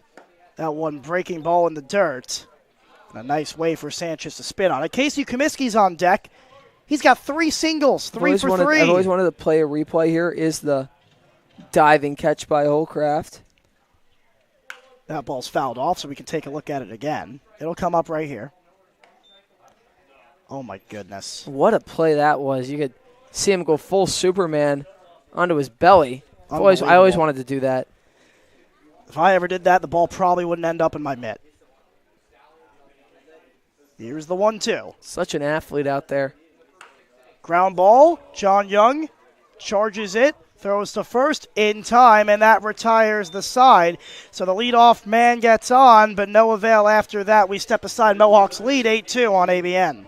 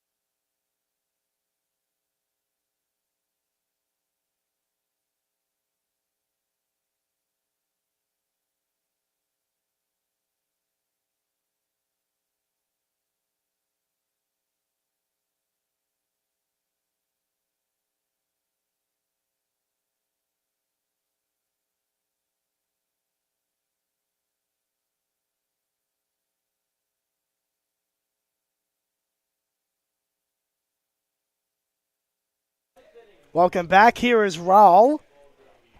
He is 1 for 2 today. Yes, recorded his first hit for the Mohawks. His last time up as he lined one into the right field grass for a base hit. Brandon McCrane on deck, then John Young Jr. We're here in the top of the 7th. Moving into the final innings of this one. And now we're in territory where if the Mohawks can put up 4 more runs without the Stallions putting up any more, this game would be over. Doesn't matter if it comes in the 7th or the 8th, but once it hits the 9th, that's since the Mohawks are the home team, the Mohawks are the away team, the Stallions have to bat anyways, so that really wouldn't do anyone justice. So it's 2-1 in the count, not in the game. And it's such a interesting spot to be in with these two teams because, well, the Mercy doesn't feel out of reach. It also doesn't feel like Stallions' comeback is out of reach either. They're a team that could easily erase a 6-run deficit in the snap of as soon as you snap your fingers. And well, for instance, the first time the Mohawks played the Stallions this season, it was here. The Mohawks jumped out to a 5-0 lead in the first inning, and then the Stallions ended up retaking the lead 6-5, and that was a 50-minute long first inning. It was a grand slam from John Young Jr. Travis Hobbins-Siefkin had a RBI double. Both teams batted around. That ball is hit in the air to left field. Coming on over is Ray, and he makes another spectacular catch. Not as good as the first one, but still a really good catch. He had to go a long way for that one. Yes, has to come in on that one and does a good job of working through the baseball, not slowing up at all to retire Raul for out number 1. Now it's going to be Brandon McCrane. He is 2 for 3 with 2 RBIs. He hit into the 4-6-3 double play to get an RBI. He got an RBI single his last time up. And then in the second inning, he led off with a single, which then became an error on the throw, and he came around to score on Will Cowan's RBI knock. Well, each of his at-bats have been productive for the Mohawks. And it's good to see him back and, hitting well and the way that we all know and love. When he's hitting well, it just adds so much more to this offense. How's the stream looking, Harry? I see you're on it right now. 28 watching currently. Very nice. Is the colors, everything coming up well? Yes, that's what I was checking for. It looks good. Beautiful. But now it's 0-2. We're only about 20 seconds behind, which isn't bad, not even. That's really good. We've been sitting on that line recently. That 0-2 missed outside. Now it'll be 1-2. So after McCrane, it'll be Young, and then Cowan if it gets to him. Cowan is 1 for 1. Young is 0 for 3. Young has 2 home runs on the year. We keep alluding to his first home run as a Mohawk. That was here. His other one was a solo shot in the 7th around a month ago. That came in the non-league for the Mohawks. No, that one, There was a league one, too. There was a league one. That one came in the 7th. That was to take the lead. But then, yes, he had that one that he hit to the moon against Troy. The Haymakers. Yeah, you heard me. The Troy Haymakers. How about that? Here's the 2-2. And he got him looking. Called on the inside corner. And that's another backwards K for Gallup. Yeah, and a ball that just starts a little inside on McCrane, finishes over that inside part of the plate. A really good pitch, really good location by Gallup to just kind of freeze McCrane on that one. Well, he has 2 strikeouts tonight. Both of them are via the backwards K, so more window shopping. And now it'll be John Young Jr. Favorable matchup for him. That one catches the outside corner, now 0-1. We're approaching the 3-hour and 2 mark of our stream. For the game, we're around 2 hours and 55 minutes in. The 0-1 is outside. We're in that weird stage of the game, we mentioned it yesterday, where nothing is happening, but everything is happening. Yep. Because these innings are so important, but there's been a lack of base runners recently. This is where games are won or lost, but it's also where you have their best bullpen arms out there, and that can typically shut offenses down. That one's ripped up the middle. That's a base hit for John Young. So he gets his first hit of the night, snaps is 0 for 3 from earlier. Now he's 1 for 4, and that'll bring up Will Cowan, who's came around to score twice. He has an RBI single as well, and he's 1 for 1. Putting something hard right back up the middle right there. Just a typical good piece of hitting from John Young Jr. as he picks up a base hit and adds a base runner for the Mohawks here on the top of the 7th. I think, well, we ended the leadoff runner getting on. We had a base runner every inning. Yes. That still stands. Yes, that does still stand. We mentioned to you the Mohawks' magic number is at 2. Why is it at 2 and they have a chance to win the division title tonight? Well, they're playing the team right behind them, and if they win, then that means the Stallions lost, and that 2 becomes a 0. Pretty easy math right there. There you go. People were wondering about that. I saw comments on the Facebook. They're like, how do they have a chance to do it tonight if the magic number's at 2? Well, take a look at the standings. Yes, but this is a win-in. This is a win-and-in.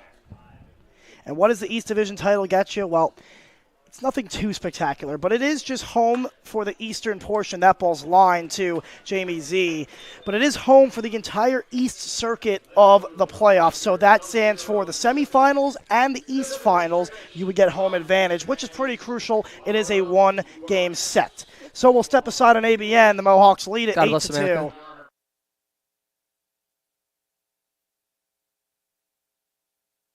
Farmers Insurance has spent 90 years putting customers first. Visit farmers.com to learn more.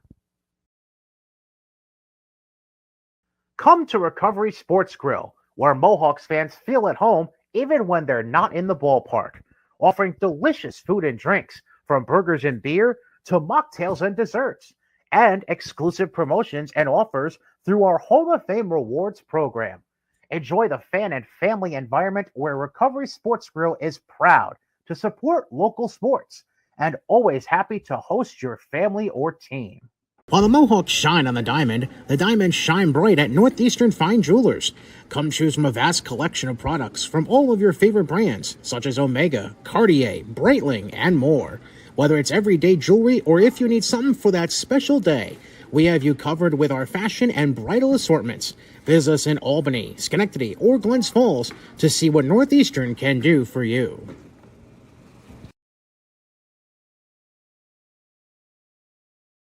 When the Mohawks win, you also win at McDonald's.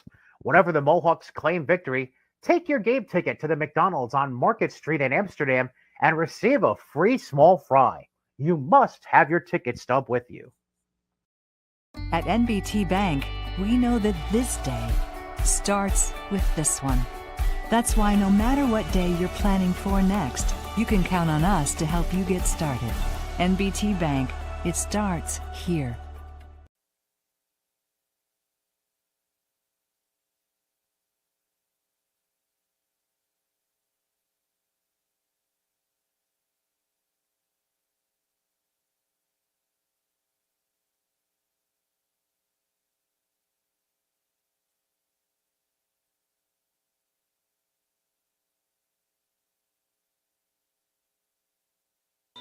Welcome back in ABN. So if you're wondering how the playoffs even work, because we know there's been so many discussions and we've told you so many different things because we have gotten told so many different things, and the league finally decided on it was always going to be one-game sets until the championship, but now we have the full format and the projection of what's going to happen.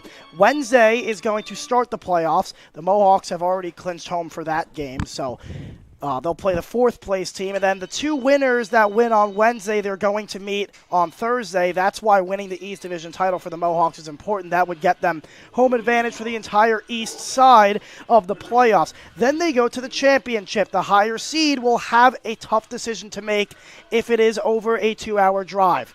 Do they want to have game one at home or a doubleheader at home for games two and three? It would be Friday as game one of the championship, and then if it is a 2-hour drive plus, then that Saturday would be a doubleheader, and the higher seed would have the tough decision to make of game one at home or the doubleheader at home. And that's That's seems like the realist that Auburn's the only team left that's within the time frame. So in many circumstances, it looks like that game one, then doubleheader seems like the realistic possibility. And that's what I was going to say. Obviously, we've seen. When I was talking to Brian Spagnola, he told me, Griff has chosen to go both ways, and it is definitely a difficult decision to make. I also spoke to him on why they're just one game sets through the East Division, and he said, well, players had to get back, and you have a choice of shortening the regular season, but that means some bottom of the field teams, those players aren't getting as many reps, and colleges are setting their players too, so they deserve to have those games and those opportunities, those at bats. And then you just run a shortened playoff because, players have to get back to school and usually like to have a week or two where they're not doing baseball for once. And I think it's the right decision. That one's grounded to the left side. That is a fair ball. It gets past the glove of Costello. Rounding first is Casey Comiskey. He'll pull up to second with a stand-up double. And the leadoff man gets aboard yet again here in the bottom of the seventh. Well, we know you guys couldn't see that one, but Comiskey ripped it right over the third base bag, touched the chalk. Costello gave it a good effort, but couldn't get there in time. It's a double for Comiskey. 18 total hits on the night. Now it'll be Brandon Fish. He's 0 for 3 tonight. For the Mohawks, it would be 13 straight East Division titles. 15 under Griff, 20 all-time. And while you might not think it's a big deal, because they've done it so much or it doesn't really matter, you didn't win the championship. Well, first of all, if you do lose the championship or you don't make it, it's something to hold on to. And second of all, in baseball in particular, winning the division means so much more than any other sport. And that's just because of the pastime and how long the seasons are and how long the weeks are. It's rewarding and it's a big accomplishment. It doesn't mean that in any other sport, no other sport does winning the division matter that much. You don't pop champagne or celebrate the way you do in baseball. Now, these players are not obviously going to celebrate because it's the, it's not the MLB and it's not college. And even in college, you have it's different because there's conference championships. That's completely separate. But the Mohawks are a team of class, and they know that this is just goal number one for them if they get there. That is fly to deep right field. McCrane hustling. He makes the catch. Tagging at second is Comiskey. The throw is not going to be in time. Really good throw by McCrane. That was I'll a note there. really good throw. Yeah, as you said, obviously winning the division is kind of the first step in having a successful and noteworthy season. You win the division regular season, then you work your way through the East with that home field advantage, get to win big games in front of your home crowd. And obviously, if you're the Mohawks, try and cap it off with a PGCBL title. That would be really special. I do have a nice graphic that I made if they do win the division that I would like you guys to see at some point. But, the fact that with such short playoff series that the Mohawks have, won 3 straight just shows you their ability to win on a day-to-day basis, because you never know. In one game of baseball, good teams beat bad teams typically, but bad teams can beat good teams all the time. And the fact that the Mohawks have consistently shown up come playoff time and are able to win those 4 games needed to crown themselves PGCBL champs is just so important. Yeah, you're absolutely right, Harry. And you think about Oneonta winning that game. What if, they're not going to be in the playoffs, but the 4 seed could easily come into Ralph Family Stadium and just shut the doors, and that's it. Gives off little March Madness vibes, if you will. It really does. But that's why winning the division is special, because you have something to hold on to. And while this organization has a lot of high standards, I feel like with still an accomplishment. Where you are at this point, I don't know what your expectation now has become to, win a PGCBL championship. And I think that one's ripped to the right side. That's a base hit, and that'll be an RBI single for Jamie Z. He continues to kill the Mohawks. I would say winning the East Division, making it to the championship is probably what you would deem as, this was still a season where we made it all the way to the final set. You're winning the regular right. season is something to, hold on to, but I guess if you were to lose somehow in the East Division playoffs, it'd still kind of be a upsetting season for the Mohawks. You're absolutely right. But what I will tell you is when it's all said and done and, you know, whatever happens after, you know, if the Mohawks tend to struggle in the future or not, or whenever Brian decides his time is up and Keith Griffin's time is up, they can look back on all the accomplishments, and one of them is going to be, at the moment, 13 straight East Division titles, 15 under Griff, 20 all-time, and just that 13 and 15 mark. The big 2-0. You're my looking, mic is way too close to my mouth. That's Jeez. okay.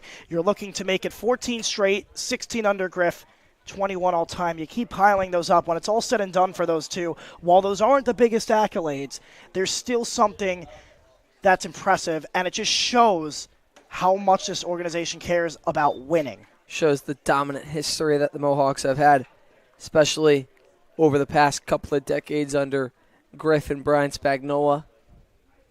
And we'll talk about it more once they have a chance to do it. Right now, the game is not over. We're getting a little bit ahead of ourselves. It's now 2-2. The score is 8-3. John Freitag at the plate, he's 0 for 1 with a strikeout. So once they get closer, we'll deep dive more on that and how much it really means. Definitely wanted to bring it up, though, so these fans know what they're sticking around to watch for. You have the possibility of a very cool graphic. Yes, you do. You know, they're not going to mob each other on the mound like they would if they're going to the championship or winning it, but it's still special. Here's the 2-2 with one out, a runner at first in Jamie Z. And the curveball got him strike 3, just bent it right over the plate. That was a beautiful pitch for out number 2. Yes, a beautiful breaking ball by Cole Miller there. Grabs the top of the zone for a strike 3 looking, and a good job of grabbing that second out and, you know, not letting the Stallions really get anything going here in the bottom of the 7th.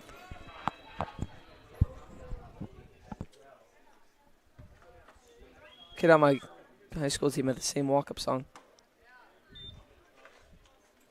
You are not going to believe this, but there are 7 backwards Ks today. 7. Wow. We never see that. That's between both teams, but wow. You don't usually fool batters in the PGCBL. It's been a lot of breaking balls up in the zone on both sides that batters just sort of, you know, watch come in and they think, oh, this one's going to miss up. Don't chase up in the zone. Don't chase at your eyes, and drops in and catches that very top. And, the zone has been fairly consistent behind the plate. You're absolutely right. Been a pretty good game for the umpire so far. That's a foul ball. Here is Michael Levinson. 1 for 1. Sack bunt earlier in the second. He's been very vocal on letting the players know when he needs baseballs. Yes, he has been. No, this has been a very good officiated game outside of that one little call at first, and, it was a pickoff. It wasn't, it was important, but it wasn't, a game-changing play. Yeah, so if you're going to make a mistake, you want to make it early. And also, it's a pickoff. The ball wasn't in play. It wasn't a strikeout. It wasn't... Caught everybody off guard. Yeah, absolutely. Here's the 0-2 with 2 outs and a runner at first. And that one just missed. Touchstone might have got crossed up there. Andrew Ray is on deck if it gets to him. Good pitch working the inside there if you're Cole Miller. Mohawks will have top of the lineup up to start the top of the 8th. 1-2, swing and a miss, strike 3, and that retires the side. So back-to-back strikeouts for Cole Miller. He works out. He bends, but he doesn't break. I was about to say works out of a jam. Well, no, the jam was earlier, and they did cash in on it. So there were 2 hits in the inning. 1 run was scored. No errors. 1 runner left on base. The score is now 8-3. So as I said, Cole Miller bends, but he doesn't break, and the Mohawks come to bat here in the top of the 8th. Farmers Insurance has spent 90 years putting customers first. Visit farmers.com to learn more. Come to Recovery Sports Grill, where Mohawks fans feel at home even when they're not in the ballpark, offering delicious food and drinks, from burgers and beer to mocktails and desserts. and exclusive promotions and offers through our Hall of Fame Rewards program. Enjoy the fan and family environment where Recovery Sports Grill is proud to support local sports and always happy to host your family or team. While the Mohawks shine on the diamonds shine bright at Northeastern Fine Jewelers. Come choose from a vast collection of products from all of your favorite brands, such as Omega, Cartier, Breitling, and more. Whether it's everyday jewelry or if you need something for that special day, we have you covered with our fashion and bridal assortments. Visit us in Albany, Schenectady, or Glens Falls to see what Northeastern can do for you. Welcome back in ABN. Andy Kai getting ready in the pen. We'll see if he pitches next. It's going to be the top of the lineup for the Amsterdam Mohawks. Dan Galliff still on to pitch. Boy, I mean, he is saving the entire Stallions bullpen. He has done a phenomenal job today, eating up a chunk of innings, and he's on for another innings worth of work. We're learning, guys. We're learning. We make blunders. First pitch is outside, ball one. Hey, Harry. Good to be back. Good to be back. It's convenient they have a bathroom here. Yes, very. 1-0, just misses now 2-0. We're finally in the home stretch. That's how you know this has been a long game if we take a bathroom break during it. Yeah, both of us really rarely do.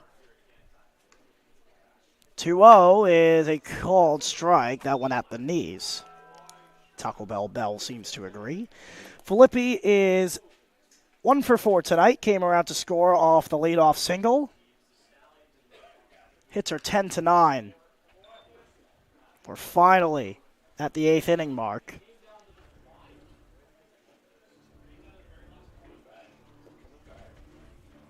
I was just speaking on Dan Galliff and how he saved the Stallions bullpen tonight. He has eaten up a chunk of innings, Harry. That is true. He came out of that bullpen in a game that wasn't very close, and the Stallions have brought it back just a little bit.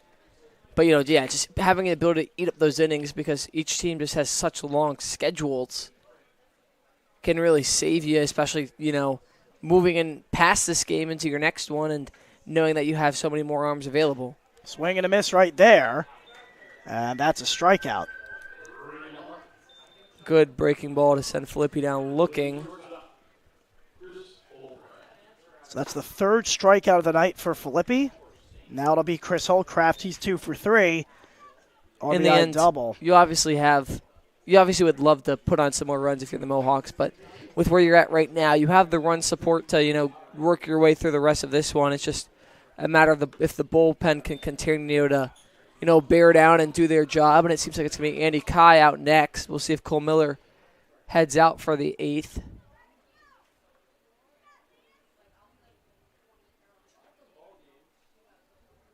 Holcraft has been so hot here tonight. Watches that for ball one. So 1-1 right now. Join us on Friday night. It's going to be fireworks night. The Amsterdam Mohawks. Who do they even take on? I forget the schedule at this point. Is it Mohawk Valley again? Is it the last time for Mohawk Valley? I think That's a very good question. Friday is the Glens Falls Dragons. That was close. Mohawk Valley's next Tuesday. That's what it is. Okay. I wasn't that far off. I knew there was a home game left against Mohawk Valley. So fireworks on Friday night. That's going to be a fun one. We'll also have them for you. Should we have them or should we go down to the field and enjoy them? What do you think? I think we got to have them. All right, we'll do it. That one's fouled off. Well, yeah, we have the... Or we pull straws and me or Nick stays up in the booth to control fireworks and the other two go on the field to enjoy the show. I don't hate that idea. I don't mind producing it, though. I want to make it. I wasn't in the production last time was pretty good. I want to make it better. I'm going to be more prepped for it this time.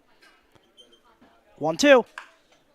Fly ball right field. Coming on over is Freitag. He makes the catch, and that's the second out. Effortless swing to put that one the other way. Not a bad swing at all if you're Chris Holcraft. Just right at Freitag, the right fielder for out number 2. Here's Bray Touchstone. He is 1 for 2. I'll tell you, this Red Sox-Phillies game into the 11th. 7-7. It is a great game. Yankees lost 8-4. Yeah, we'll see what we do with the fireworks. Is Bray touchdown? Cold ball 1.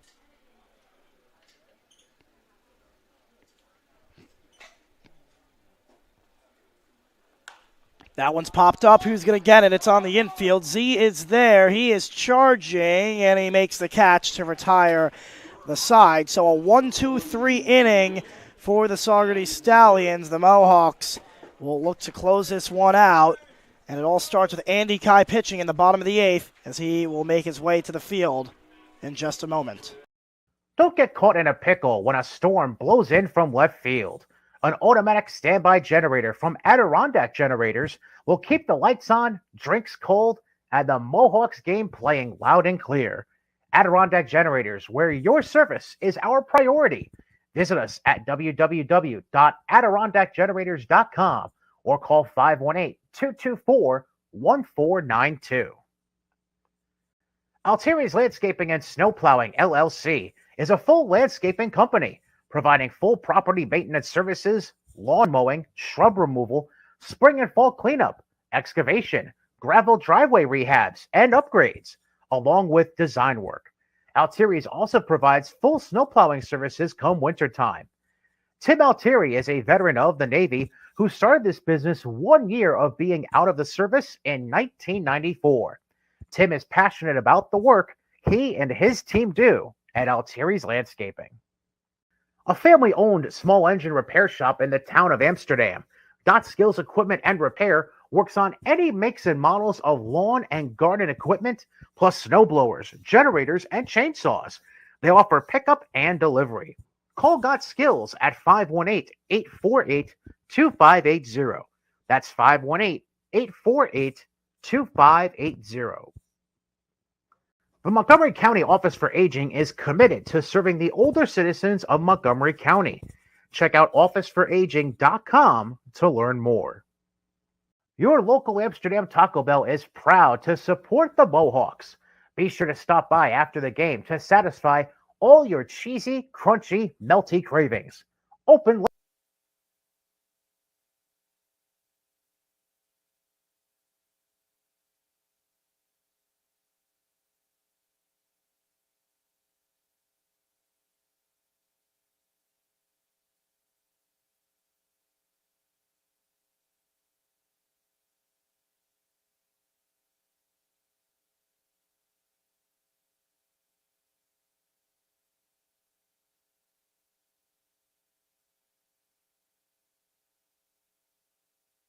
We welcome you back. It's Andy Kai on to pitch for the Amsterdam Mohawks, and leading things off for the Saugerties Stallions, it's going to be Andrew Ray. Let's take a look at Andy Kai so far this season. 16.2 innings, a 3.24 ERA. He's given up 6 earned runs on 16 hits, 8 walks to 20 strikeouts, a 242 batting average against, and Duvall's up and moving in the bullpen, so you wonder if this is just kind of a setup role for Andy Kai to work through the 8th and then hand things to the closer for the 9th. That's what it looks like right now. Final line on Cole Miller. Keep everything with a grain of salt here. It is not on the StatCast, so I am manually doing it. 2 innings pitched, 2 hits, 1 run, 1 of them earned, 1 walk, 3 strikeouts. I think I got it, but also I might be wrong, so you guys know I love my final lines. Please don't yell at me if I'm wrong. John is keeping score on the other side as well, so he'll have the official thing. It's the Presto Sports or whatever they use. It's always glitching. So Sam Falace's line and Cole Miller's line got mashed, and it happens. It happens at our ballpark too. They got to figure out a new system because it just doesn't work half the time. Here's the 2-0 from Kai and a called strike there. Good job of just pounding the zone, and you could see Ray was kind of waiting for him to put a strike in there before he was ready to swing the bat, and Andy Kai just doesn't overcomplicate things, puts the fastball right over the plate, basically asking him to swing for strike number 1. 2-1. That one's fouled back. So now it is 2-2.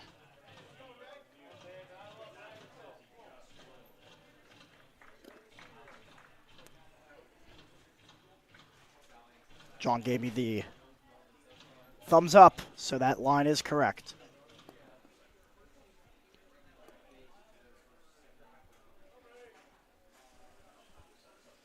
Here's the 2-2. Swing and a miss, strike 3, and Andy Kai gets the first batter via the K. That's 3 straight strikeouts for Mohawks pitching. Yeah, and a really good job of battling back right there. He went down 2-0 and then just fills the zone with strikes, I should say, to Andrew Ray. Comes all the way back to get the strikeout. Now it'll be Adonis Medina.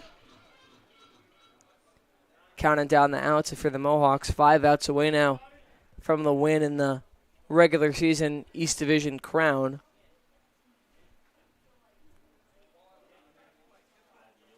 That's a called strike right there. Yeah, this is just kind of one of the games on the week where you want to get in, get out, you know. Absolutely. Grab your win and then head back home. We got another long road trip tomorrow to Boonville.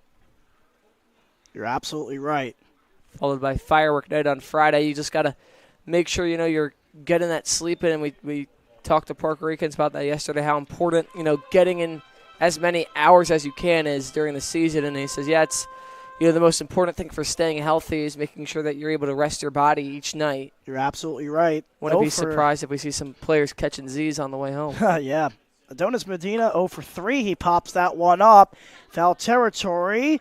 McKillop making a run, and it goes out of play. Well, I didn't want to jinx us, but we do have a chance at the Golden Sombrero. Yes, I did see that. Who would it go to? I looked at my scorebook. It's Medina. He's 0 for 3 with 3 Ks, right? No, he's got he grounded out his first at bat. You were very never close. mind. Well, he also has a walk, but Okay. that wouldn't matter. Yeah, never mind. I for some reason I thought he was 0 for 3 with 3 K. He struck out in his first 2. Middle 2. Okay. Andy Kai gets the signs. The 1-2. And it's fouled back. Take a look at the bullpen right now. We'll bring you right into there, right into your living room. There's Derek Duval. Derek Duval. The right-hander getting ready to shut this one down. Andy Kai's got to take care of business first here in the 8th. It's been a long game. Fatigue starting to get into all these players. The 1-2. Just missed outside. We're not going to cut out the possibility of a 4-hour, but we're at 3:10 right now. Well, considering how long each half inning is taking, and there's going to be a home 9th. We're not going to rule it out. We're not going to rule it out on you. We'll see. It involves some more runs from hopefully the Mohawks. There'll most likely be a home 9th. That ball is scorched to left center field. That's in the gap for an extra base hit. Medina will turn. He'll head to second. The ball gets lodged under the fence, and it's picked up by Cowan. And, hey, they hit the cutoff man and Chris Holcraft, so it's a stand-up double for Adonis Medina. Just a little too much over the plate if you're Andy Kai with 2 strikes. Something that Medina got in his wheelhouse, and he torches all the way to that left field fence. That ball was scorched. Now it'll be Cameron Carroll. Got out there in a hurry, that's for sure. Really good exit velocity off the bat. 1 for 2 tonight. He's a victim of window shopping as well. So are many players tonight. Actually, pardon me, there's going to be a pinch hitter. Oh, no, there's not. No, this is Cameron Carroll. I thought I saw, you know what? No, I was completely right, and I dropped my pen, and I looked back up, and I thought I saw the number 12. I know he rocks the American flag arm sleeve. Yes. Thought I saw the number 12. There's been no changes in the game. Runner at second. It's in scoring position. It's Adonis Medina. Dylan Passo on deck. 10 hits for both sides tonight. Mohawks have just done a better job of cashing those runners in. We spoke about that in yesterday's game. Timely hits matter, and the Mohawks have had 2 outs and timely hits. Yes, they've definitely learned from their job last night where it seemed like they couldn't get a hit in the big spot. Now they have quite a few. That one is through the glove of McKillop. He checks his glove. They're going to hold the runner at third. They are down by a good amount. McCrane has a good arm, but I think he was going to score on that play. I think he scores, but I'll say I think when you're chasing 5, it's not worth the risk. That runner is going to be one of many that you'll need And if that means holding him at third and, needing another base hit, that's in the end what you were going to need to come back from front 5 anyways. So I don't hate the decision by the third base coach to put on the brakes there. You see McKillop check his glove. Yes. Thought there was a hole in it. Unfortunately, he just misplayed that ball. He brought the glove up a little bit too high. Yeah, just scooted right underneath his glove. Yep, it nicked. It is a hit. So yes, it is a hit. The Stallions actually moving to the lead on hits here tonight. 11-10. Each team has one error as well. Now the double play's in order. And that one's foul. Nearly on cue. Got the weak contact, just not in the right spot. Logan Sanchez on deck. 0 for 4 tonight, but he was robbed of a hit in that 4th inning by Chris Holcraft. And he is still not happy about it, so if he gets runners on, he's going to try and make the Mohawks pay.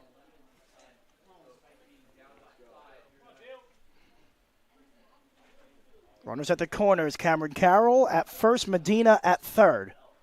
And Paso at the plate, and he pops one up to deep right field. Big league fly. It is caught by McCrane. Tagging at third is Medina, and the throw was just a little bit late. Medina did a front flip as he lost his footing. It's a painful sac fly for Medina, but he gets the job done, and that will make it an 8-4 ball game. At Medina just come tumbling across the plate here. It's a good job. It's a job well done by Dylan Paso, but he came tumbling across home, and the Stallions draw a little bit closer, making a 4-run game. Wow. He was coming in hot. Lost his footing, but gets the job done. Not a bad throw from McCrane, just a little too far up that third base line. Just a little bit. Now it'll be Logan Sanchez, 0 for 4, as we mentioned. And they check back on the runner. There'll be an earned run charged to Andy Kai. Last game, it was the against the Stallions. Kai pitched, and that was in that 10th inning where the game ended in a tie. A run came home, but it was unearned. It was the ghost runner. That's a ground ball to Costello. Fields it cleanly, throws to first in time, and that retires the side. So another Mohawks pitcher bends but doesn't break. Andy Kai does a pretty solid job, and that'll take us to the top of the 9th where the Mohawks look to add on to their lead. They lead at 8-4 on ABM. Don't get caught in a pickle when a storm blows in from left field. An automatic standby generator from Adirondack Generators will keep the lights on, drinks cold, and the Mohawks game playing loud and clear. Adirondack Generators, where your service is our priority.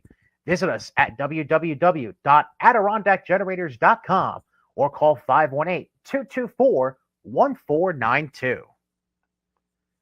Altieri's Landscaping and Snow Plowing, LLC, is a full landscaping company providing full property maintenance services, lawn mowing, shrub removal, spring and fall cleanup, excavation, gravel driveway rehabs, and upgrades, along with design work. Altieri's also provides full snow plowing services come wintertime. Tim Altieri is a veteran of the Navy who started this business 1 year of being out of the service in 1994. Tim is passionate about the work he and his team do at Altieri's Landscaping. A family-owned small engine repair shop in the town of Amsterdam, Got Skills Equipment and Repair works on any makes and models of lawn and garden equipment, plus snowblowers, generators, and chainsaws. They offer pickup and delivery. Call Got Skills at 518-848-2580. That's 518-848-2580. The Montgomery County Office for Aging is committed to serving the older citizens of Montgomery County. Check out officeforaging.com to learn more. Your local Amsterdam Taco Bell is proud to support the Mohawks. Be sure to stop by after the game to satisfy all your cheesy, crunchy, melty. We welcome you back on ABN. We finally made it to the 9th. And guess who's still in the game? Dan Galliff. Boy, I mean, what inning of this for work is in the 5th? I got to check. He is saving the Stallions right now. He's pitched 3 1/3 so far. Is that up to date? Does that make sense? No, that doesn't add up. I think we got to. What can I? You can refresh it. Where do I refresh it? Oh, right here. Well, that doesn't add up. Scroll all the way to the bottom. Yeah, 'cause that's only. Maybe it does. Maybe it does. Well, must have to. 3 1/3, I guess that's right. I guess that's right. Yeah, but still, it's felt a lot longer. Oh, yeah, than that. because Bautista went 1 2/3. Mhm. Well, here's John McKillop. 1 for 3 today with a base hit. That one's inside. Now it's 2-1. Yet to give up a run and He's been fantastic. only giving up 2 hits. Limiting the base on ball as well. 2-1. That one's chopped foul. And I just overheard them talking about it over Well, there. we knew that game was Red Sox, ridiculous. Phillies, Red Sox took the lead. Well, that's good news for me. It's 9-7 Red Sox. That puts a smile on my face as a Mets fan. The Phillies are down by 2. Not for, unfortunately, John. I think it's John Young Jr.'s grandfather is a Phillies fan, right? Yes, yes. I'm sorry. At least we're talking about the game. He tells us that we're always talking about the Mets and Yankees game. Well, we're finally talking about the Phillies game. Unfortunately for him, it's coming when they're losing. Count runs full to John McKillop. It's going to be McKillop, Costello, then Rowell.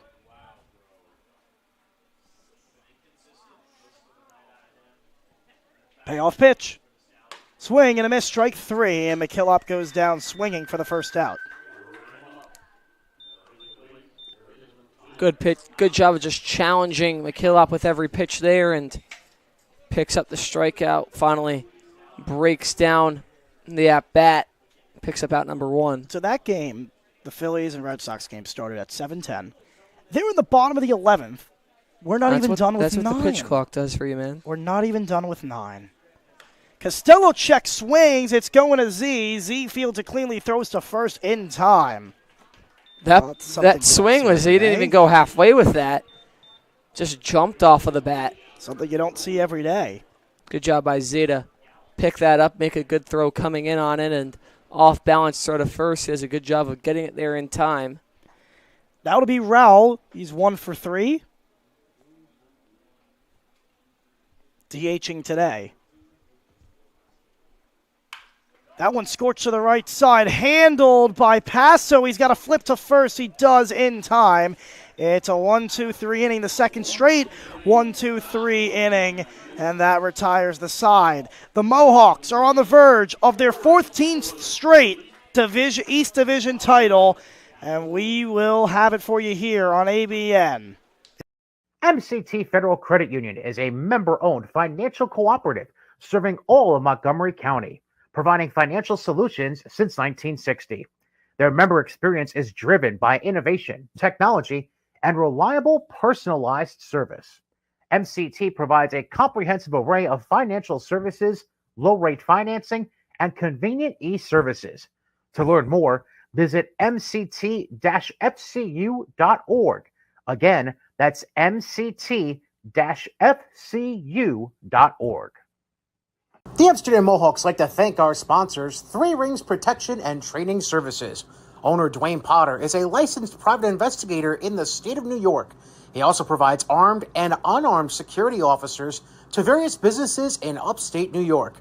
To contact Dwayne for information, call 518-225-3283. That's 518-225-3283.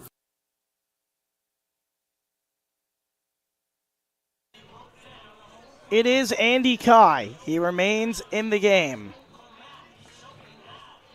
Yeah, they don't have to turn things over to Duvall just yet with how efficient Andy Kai was in that last inning of work. Sure, he surrendered the 1 run, but you don't mind, saving an arm. You have the 4-run lead. We're here in the bottom of the 9th. The Mohawks are oh so close. 3 outs away. It's going to be Comiskey, Fish, and Z, the do-up for the Stallions.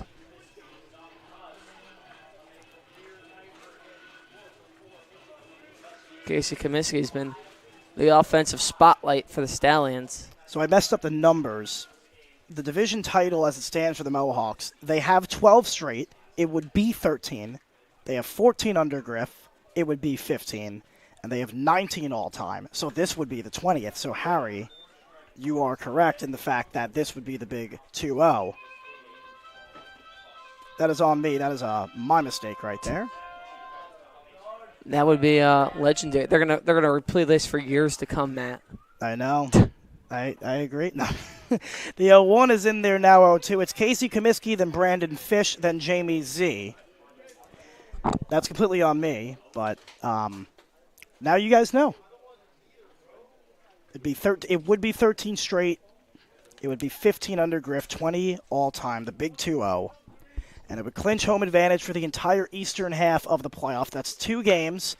That one is chopped to the right side. Young fields it cleanly, throws to first in time. Comiskey was hustling, but he got beat there Has for to the sit first back out. on that one. Does a good job of hauling it in, keeping the ball in front of you. And now you're 2 outs away for the Mohawks. 2 outs away from step number 1 of their goal. They will play. They already have home advantage for the first game. That'll be the 1-4 matchup if they win the title. And then if they do go on to win that game, they would automatically be at home for the next game no matter who they play, whether it's the 2 or 3 seed. And right now, how it's matched up, it could be against the Stallions. It's looking like that first round matchup will likely be against Utica or the Mohawk Valley Diamond Dogs. There's a chance of Boonville, but with how they've just been sputtering and losing control, that seems very unlikely. Absolutely. These two teams always find a way to find each other somehow, some way, whether it's the scheduling so many games against them, or they find a way to meet in the playoffs. And I think it would just be poetic if these teams went about it again. That's a fly ball to left field. Cowan is there, and the Mohawks are 1 out away. 1 out away is right. And, just a sign of some accomplishment. You finally get to, realize, wow, we've done a really good job this year, and you've had the wins, you've had the losses, but nonetheless, you can kind of, there's still a week left in the season, and you're grabbing the regular season title already. That's just something nice, to boost the overall team confidence in the dugout. It's going to be Jamie Z, a Mohawk killer. By the way, Casey Comiskey was a perfect 4 for 4. Unfortunately, on that out, he's now 4 for 5. And for Brandon Fish, the polar opposite, he's 0 for today, 0 for 5. No strikeouts. Actually, pardon me, 1 strikeout. Jamie Z, 1 for 3. That rhymed. Didn't mean it to. It's 0-1 right here. Kai delivers. The breaking ball is high.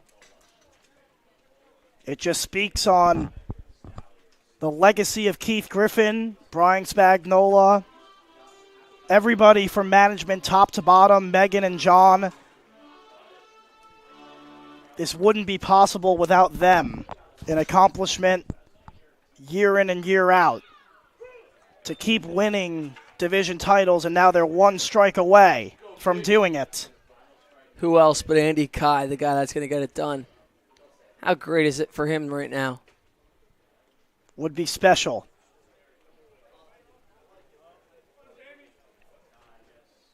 The 1-2.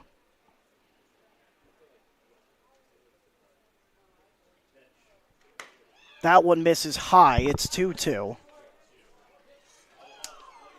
If Z gets on, it'll be John Freitag.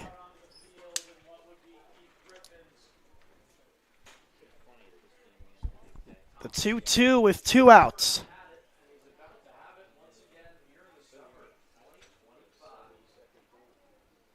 Just 1 strike away from goal number 1.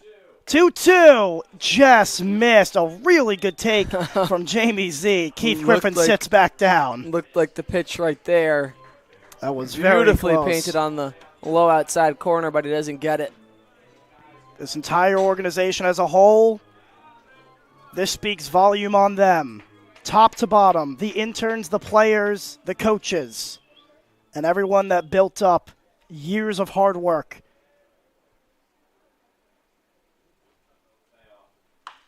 Popped up, this could do it. Young is there. He gets under it. And he makes the catch for the 13th straight season, the 20th all time. The Mohawks have won the East Division title.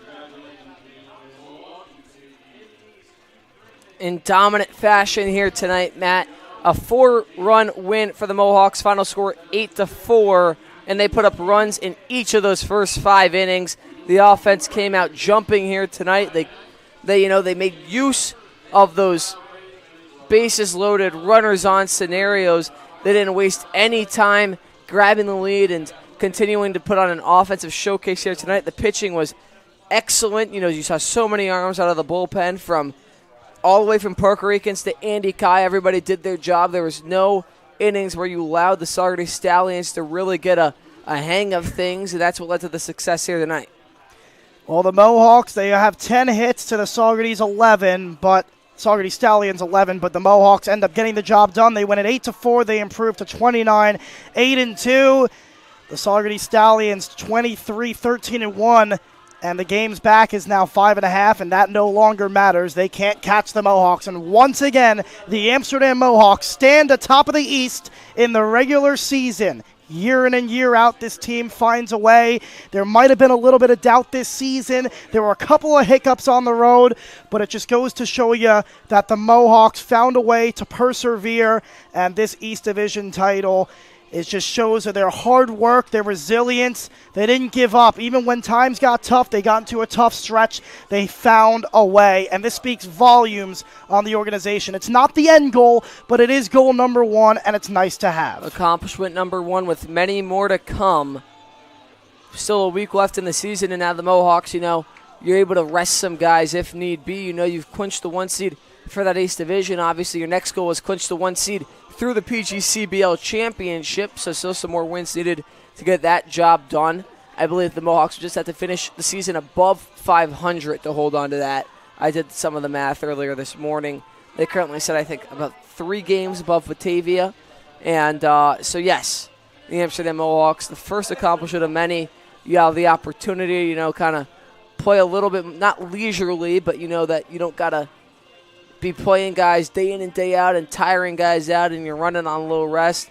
It'll definitely benefit them heading into the playoffs, and so excited to see where the rest of this season takes us, Matt. So am I, Harry. It's been a pleasure with you. I can't believe we're already close to the finish line. You can mark on your calendar Wednesday. It's going to be game 1. It's going to be a 1-game set. The Mohawks will take on the number 4 seed. If they win that, you can mark it on your calendar for Thursday as well, because they're guaranteed to be at home. Playoff baseball is coming back to Ralph Family Stadium for another season, and that'll do it from us here. 8-4 your final for Harry Tidgewell. Special thanks to Sam Fetterman for driving out this way as well. I'm Matt Becker. Good night, Amsterdam. Your Mohawks have won the division title for the 13th straight season.